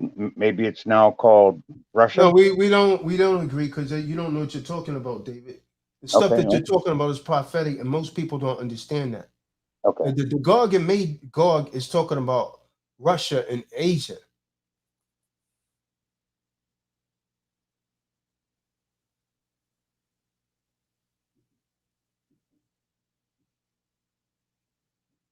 It's going to come against the nation of Israel, according to the Bible. In the book of Ezekiel, it would say harsh words against Israel. When you read Ezekiel 38 and 15. Khan, I did see that in Ezekiel.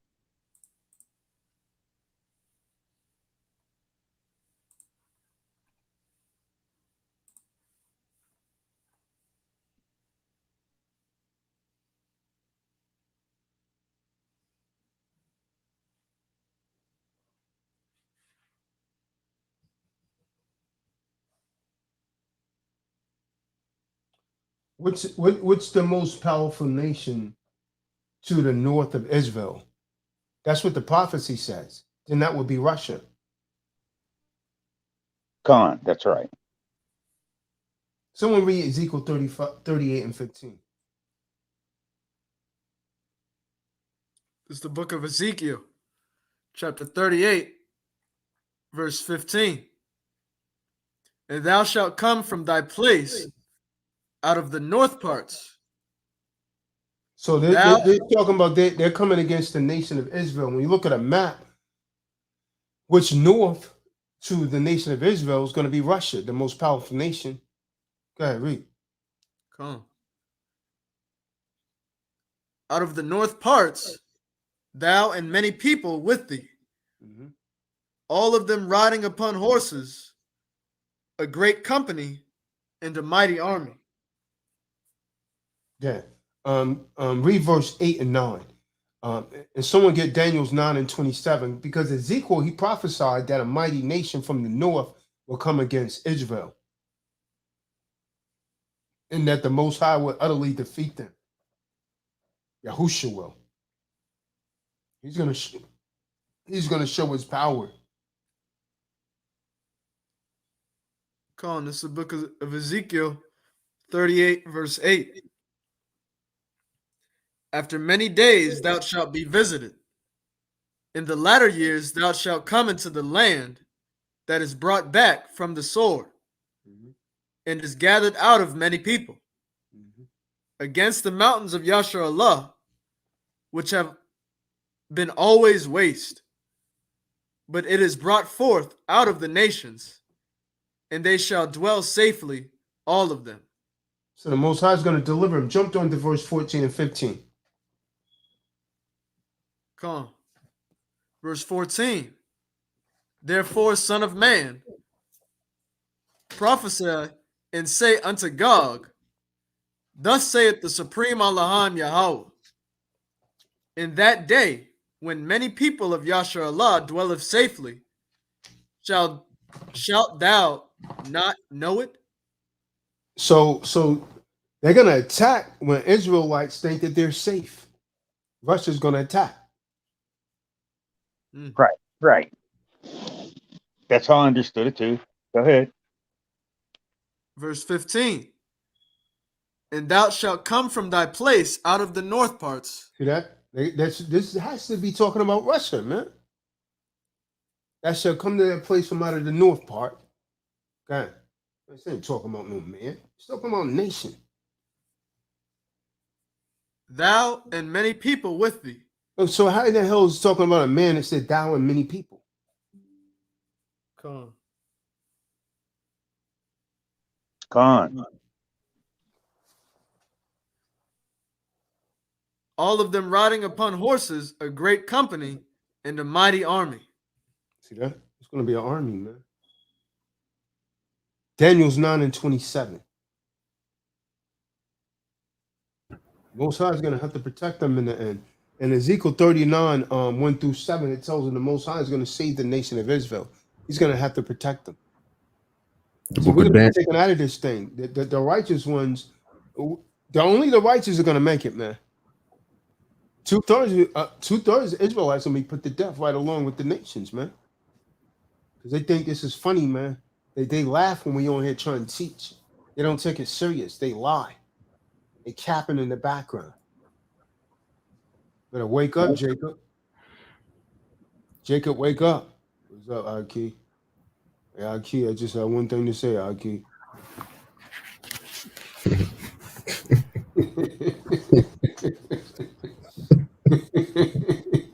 That sound like someone else's words with someone else's voice. Hey, Aki. Yeah, that's what I wanted to say, Aki. Yo, just keep doing what y'all doing, Aki. I appreciate it.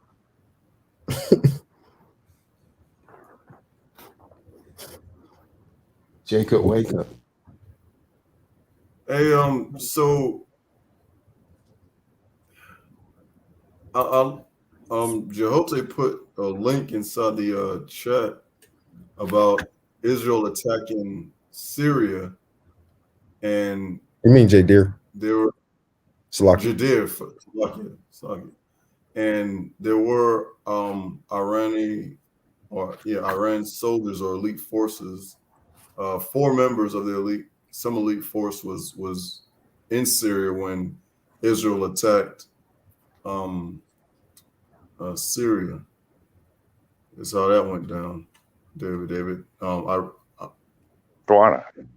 They didn't attack Iran directly, but some of their citizens, certain ones were part of the among the casualties.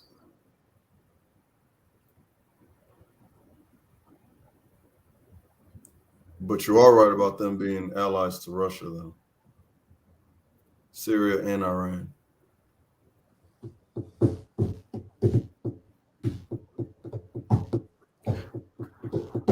Okay.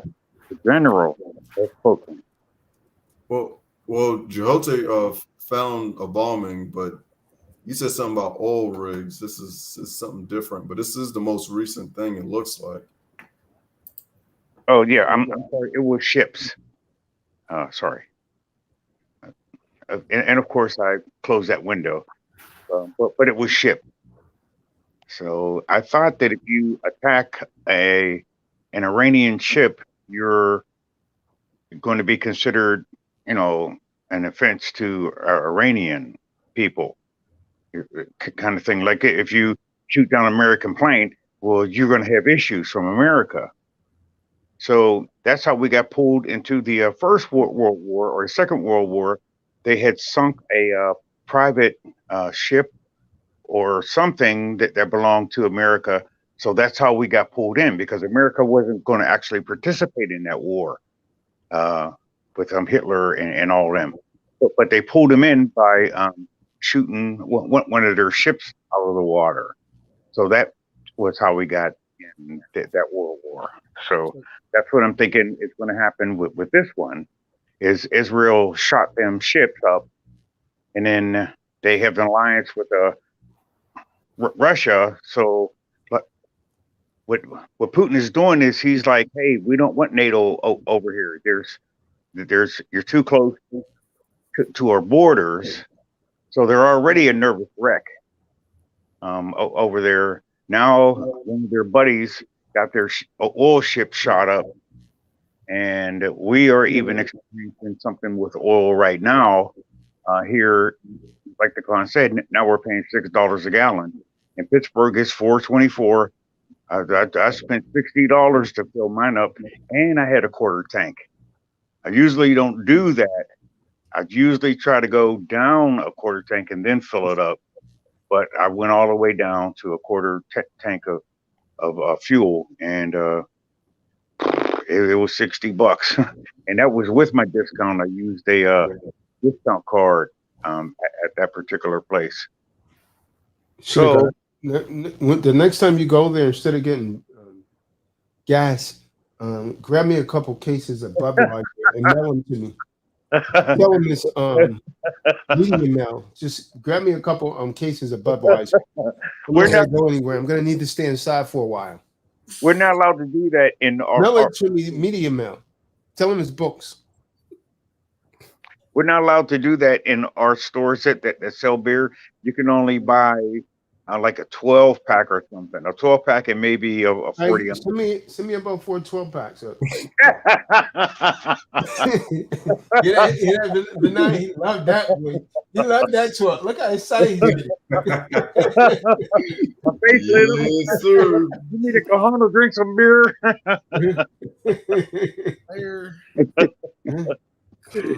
You're a good dude, Cajon. Thank you for calming me down. And I know that the end of the world isn't going to be within another month or so, because I played Eli. I love God. I love God. I do. And the reason why I love him was because he first loved me. See, it's pretty simple. I just may come across wrong, but most of what I say will be scriptures. It's just the way I say it. It might not be how you would say it, but it's just how I would say it. He missed that. I got you. I'll never forget when the elder said, "I'm leaving in 3 days if y'all don't bring forth scriptures."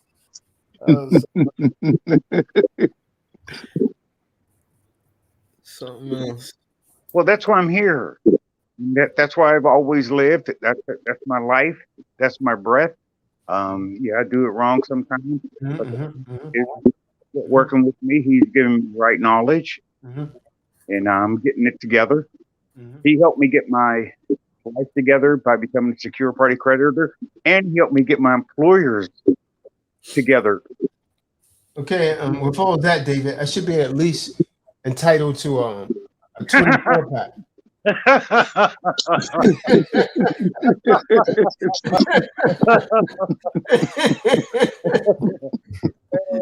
had a wild life. I'm trying to understand this Bible, but y'all, That's a Pittsburgh word. That means you all. Y'all are really helping me. Yeah. Everyone use it. Yeah.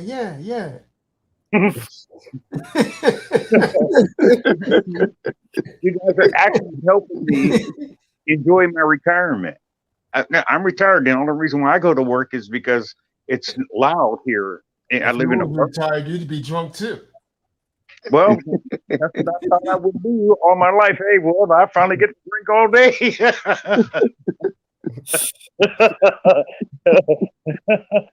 This is a lifelong plan. This ain't something I just came up with in 15 minutes. So anyway, you guys I think I have a beer now. Hold on.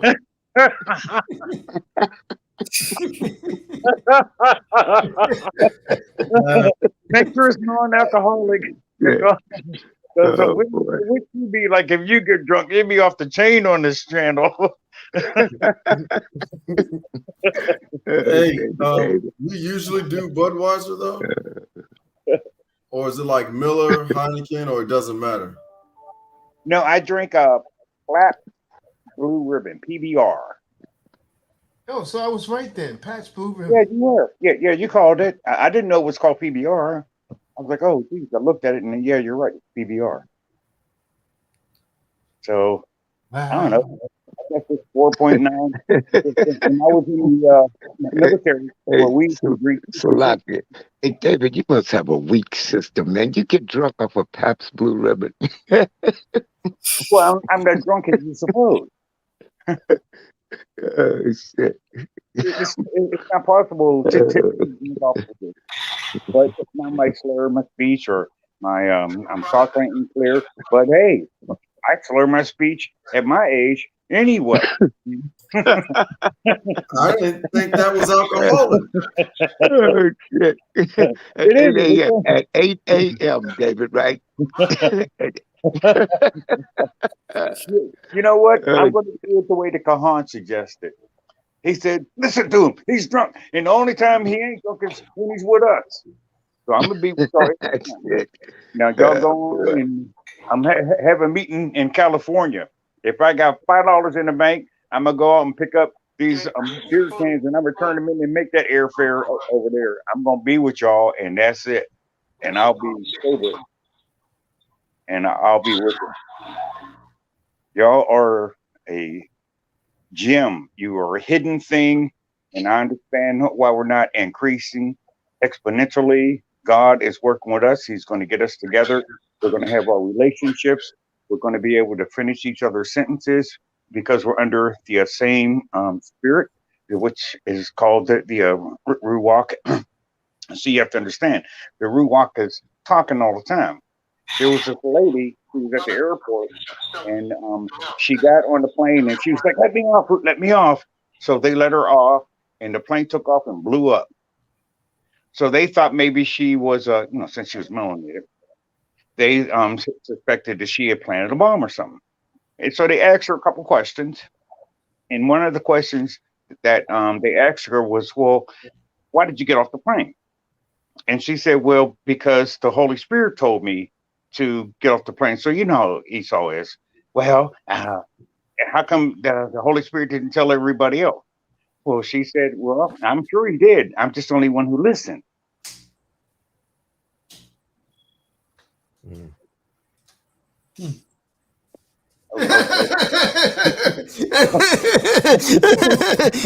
is the part we're supposed to laugh at.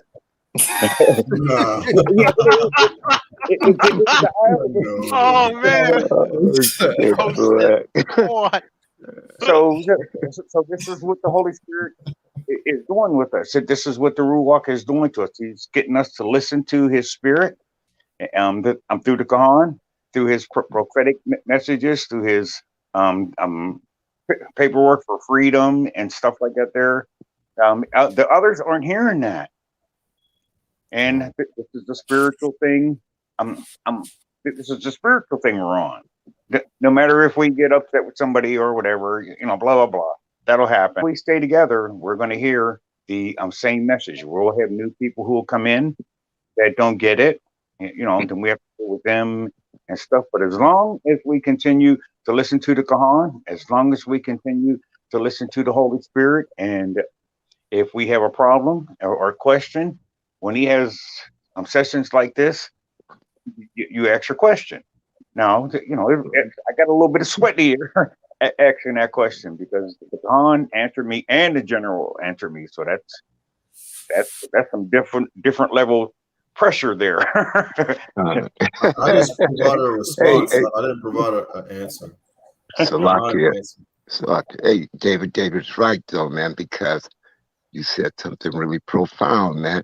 We are on a higher frequency, man. We tune into each other, man, just like a wave that other people can't pick up yet, We bounce off each other. We can understand each other, but obviously others can't tune into the frequency we're on. David, you on point, man.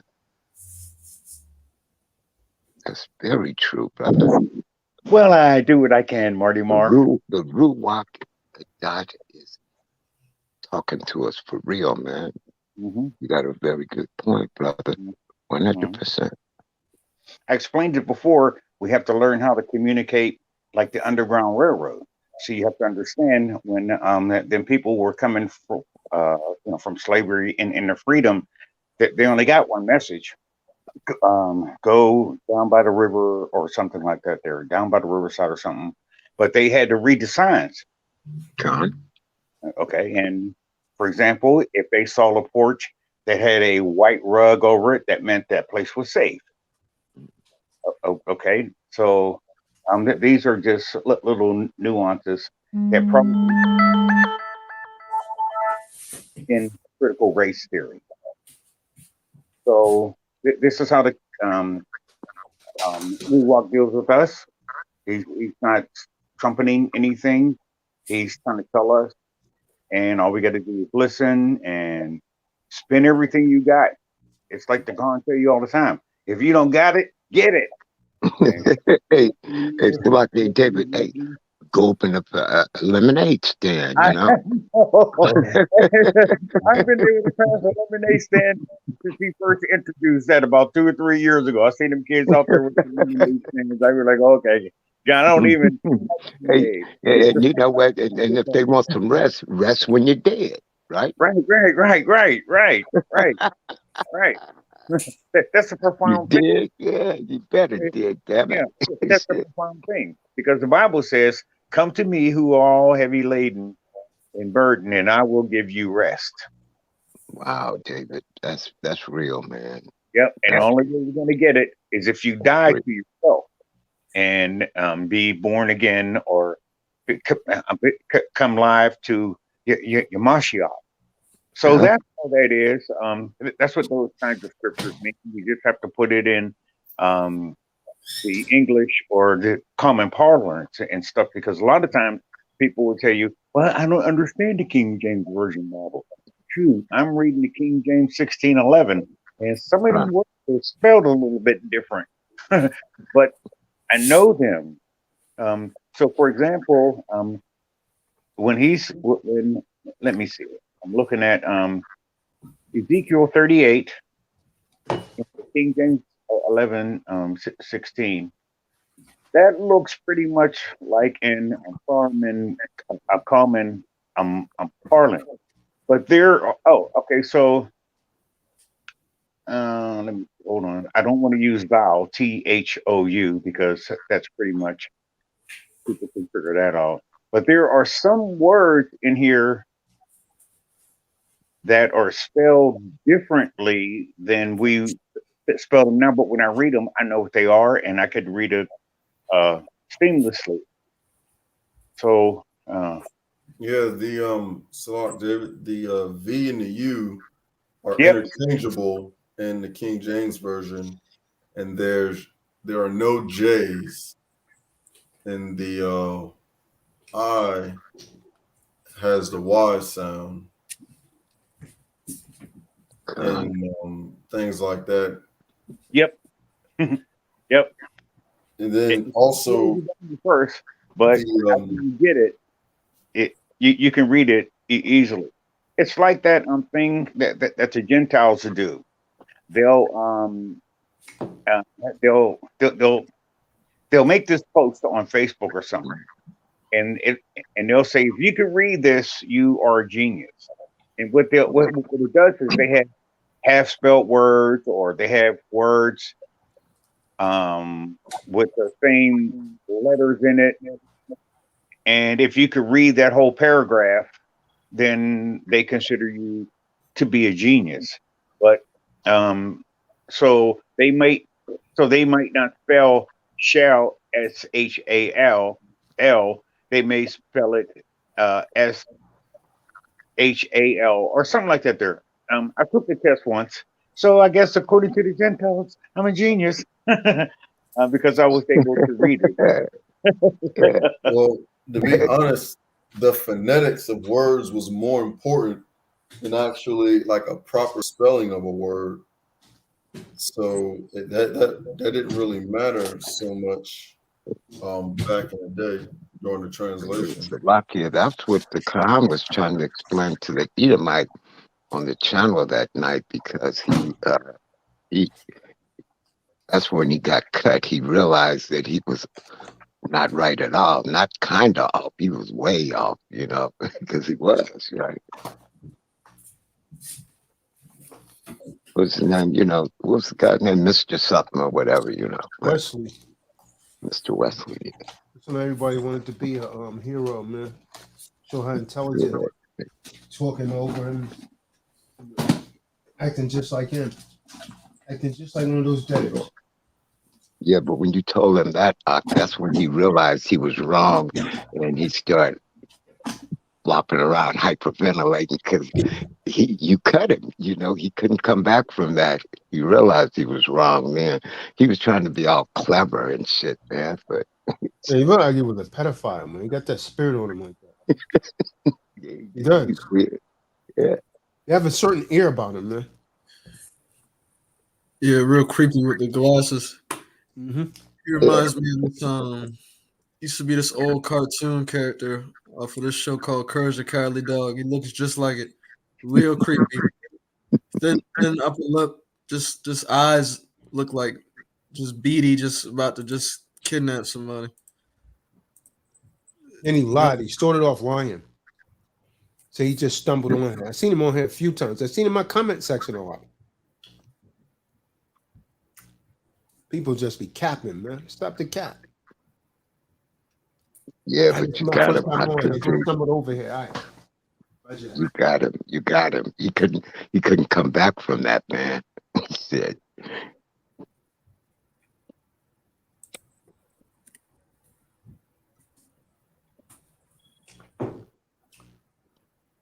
Wake up, Jacob. Yo, Aki. Shalom, T-Doc. What's going on with y'all brothers? I just got a question. Yeah, shalom, all praises. Yeah, big up and shit. But I got a question for the whole T-Doc, Miss McCall. It's dealing with battle with the sexes, so it's dealing with adultery as well.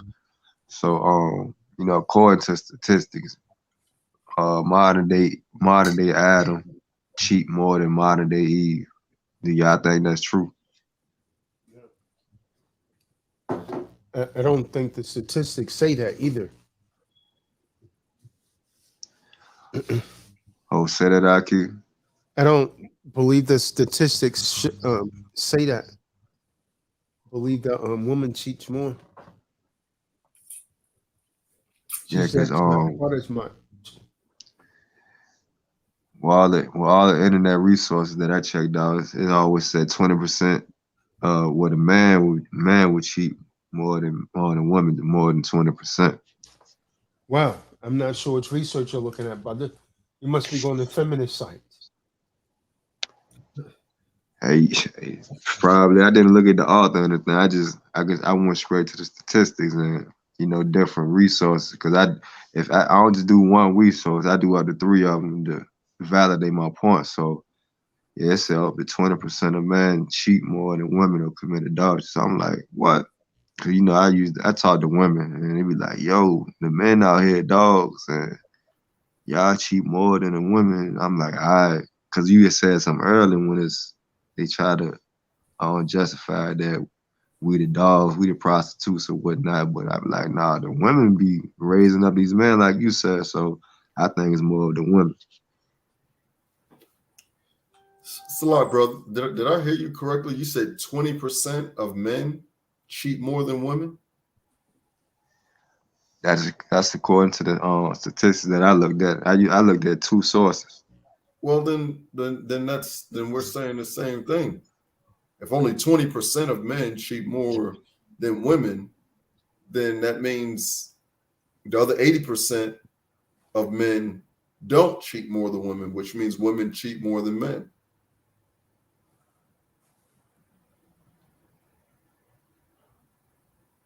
I mean, the definition for cheating really should only apply to women anyway. It doesn't apply to men the same way. So it only Yeah. applies to men if they're committing adultery and they're double dipping into some other man's rib. That's the only time it would be cheating, is if the man is going against scripture and is sleeping with someone's wife. That would be cheating. But no, did I get that right though? Am I? No, I understand your I get your point on that, man. But yeah, I'm just making sure I'm comprehending this. The statistic he saw is that 20% of men cheat more than women, and based on logic, then that means 80% of men don't. A general, Yasha, it was more like more than likely one of them type of mathematics, like more than likely 20% of the man is going to cheat. Like out of the 100%, like 20% of the man is going to cheat more than a woman. So they just putting the percentage higher on men than women. But that's a low percentage though, because 20% is less than 50. Right. I see what you're saying. So out of 100 men, 20 men supposedly or allegedly cheat more than women, which means 80%. The other 80% doesn't. So the majority of men don't, which is, we're saying the same thing. You got to really look at, man, who makes up these studies, man, because see, really, you got a lot of people that make these studies up, man, because they have an agenda. You know what I'm saying? Because we already know that there's all different levels of cheating. See, if a woman is thinking about another man and she's in a relationship or married to another, or brother, if that's her king, she's cheating. She might as well go with him. If she's calling him, thinking about him, dreaming about him, writing him, texting him, faxing, I don't care. You might as well go with him. You don't need to be around me. Why would I want her? See, it's the way we move. It either makes us valid or invalid. The Eve has no real purpose for her inconsistency and her treachery, because they really don't, man.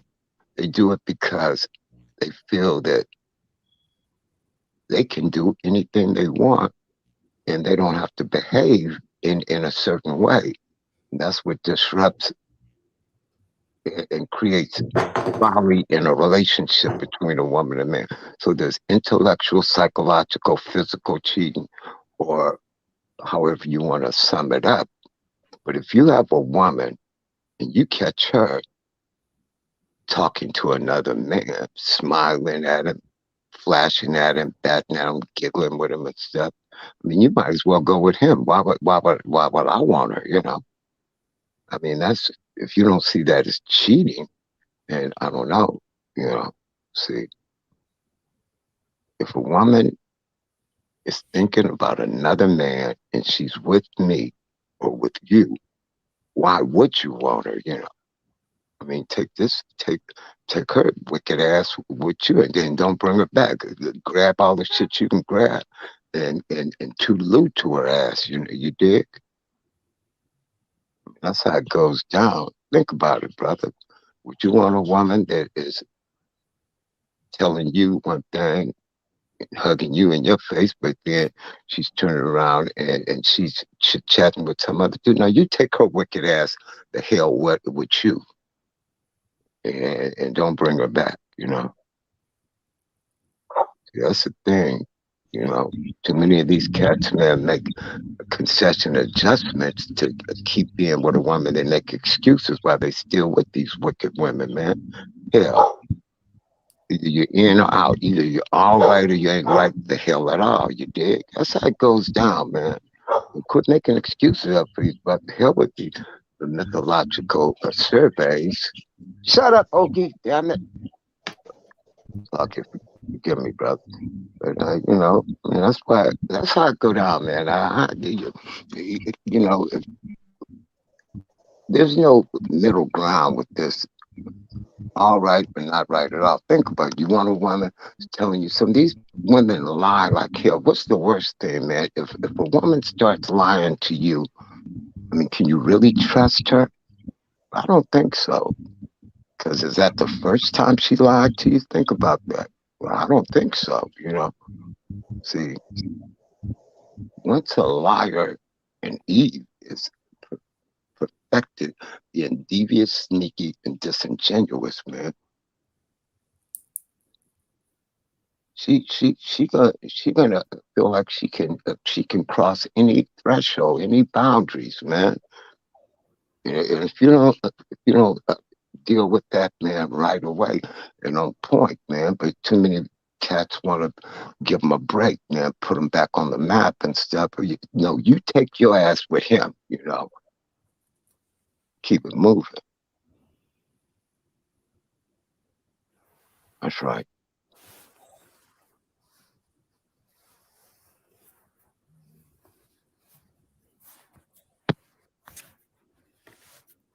The hell with them.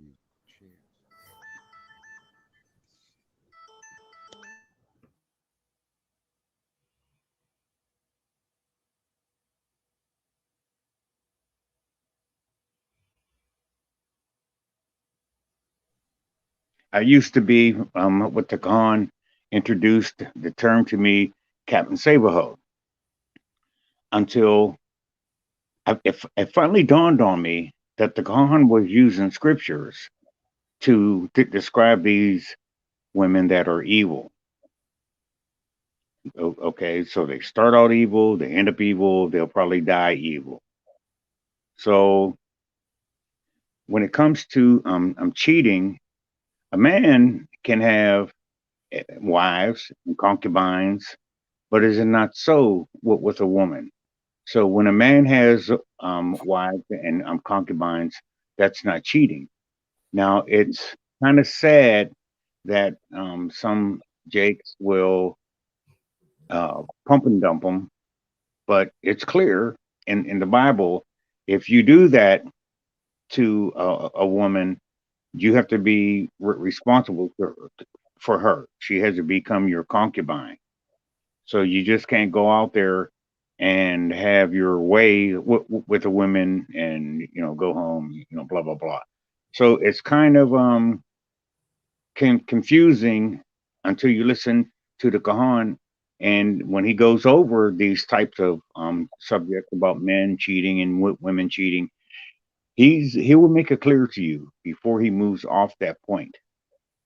So if you're kind of new to this knowledge, I pray you stay, and I pray that you become what you were created to be, what you were formed to be, a man of the Most High, and you'll like it better. You'll lose your or people will lose their low self-esteem. Now, here, let me just give you an example where the Kahan helped me. I read a scripture that once you marry someone, the woman, once she marries someone, she can't take another husband while that man is still alive. But the way I got it was, well, I guess that's the same for me. So I didn't get another girlfriend for a long time because I thought that, well, I can't get another woman until all the women I had died, because I understood that they were my wives. Um, I didn't understand that they were my concubines. But the Gon had brought that out. He really helped me with that. That took a load off my shoulder. I'm losing weight just because of the information that's being fixed in my mind. I'm not carrying any dead weight in my head. I'm thought. I learned something from the Gon. He comes on 3 or 4 times a week. I'll be there 3 or 4 times a week, and I'm learning something. Now, why would I go there 3 or 4 times a week if I'm not learning anything? So this is what I want for you. I want you to keep listening to him, and when he calls us to be together, the Bible says that we're supposed to meet 3 times a year anyway in fellowship. And you'll find that if you fellowship with us, you'll start to think like us. And what we're trying to do is think like the Creator. The Bible says that He knows His thoughts for us to give us a hope, to give us a future. I know there's a couple more words before that. And so we want to think like the Creator thinks. So the Holy Spirit will help us do that, and the Ruach will help us do that. Now the Ruach interprets our prayers, our frustrations, and stuff like that. There are our moanings, and he passes that on to our brother Hamashiach, Yamashiach, and Hamashiach is standing in the gap for us with the Father, Yahweh. So Yahweh don't give us what we deserve for basically our misunderstanding of his word. He first loved us. That's why we love him. That the Khan can't convince me to love him anymore than I already love him. And that's what I want for you. I want you to fall in love with 3 things. The Ruach, which is the Spirit or the Holy Spirit. I want you to fall in love with Yahweh Shai, which is the Son of God. People ignorantly call him Jesus Christ. And I want you to fall in love with Yahweh, that they call dog. And you will be all right. He will take care of you. He will make sure that you always got a way to go to the webinars. He'll make sure you always have a way to get to the high holy days, because this is what he wants. He said for us to meet. So if he's guiding you, he's going to provide for you to do it. So, right. The Christians call it, if the Lord guides, he provides. So all you have to do is trust him, obey him as best you can. So let me ask you a question, Brother David. So we know what we do over here, and we do. I insist we operate on a higher frequency, but why is it that? So this is that we actually know that we are the best finely tuned camp in the world, because it's true. That's not arrogance, and that's not boasting. Truth is truth. We do something over here nobody else does. A lot of you cats just want to get caught up in your emotion, and if you think that we say that because we look too highly of ourselves, you obviously have no idea what we do over here. I mean, we do something that no one does, right? Our camp actually does do it. But so when we even come out and express our views, there's not a brother on this panel that talks inappropriate. We don't ever go by what the hell we think. We go by what we know, study, and then we bring it out. And when people get cut over here, it's because they bring that folly over here, and we're not going to deal with that over here. We always welcome love, truth, and understanding here, but you're used to getting it watered down, and you don't know how to adjust your thinking appropriately to deal with something so magnificent that it will give you everything you want, and you do nothing. Why would that get you anything but what you're getting now? If you don't believe this is judgment, it's not judgment day, it is judgment period. And most of you, by doing what you do, are responsible of the erosion of what you see today: war, famine, higher prices, being totally taken advantage of, and you don't do anything. We do something, and you should know that. We keep most of your sorry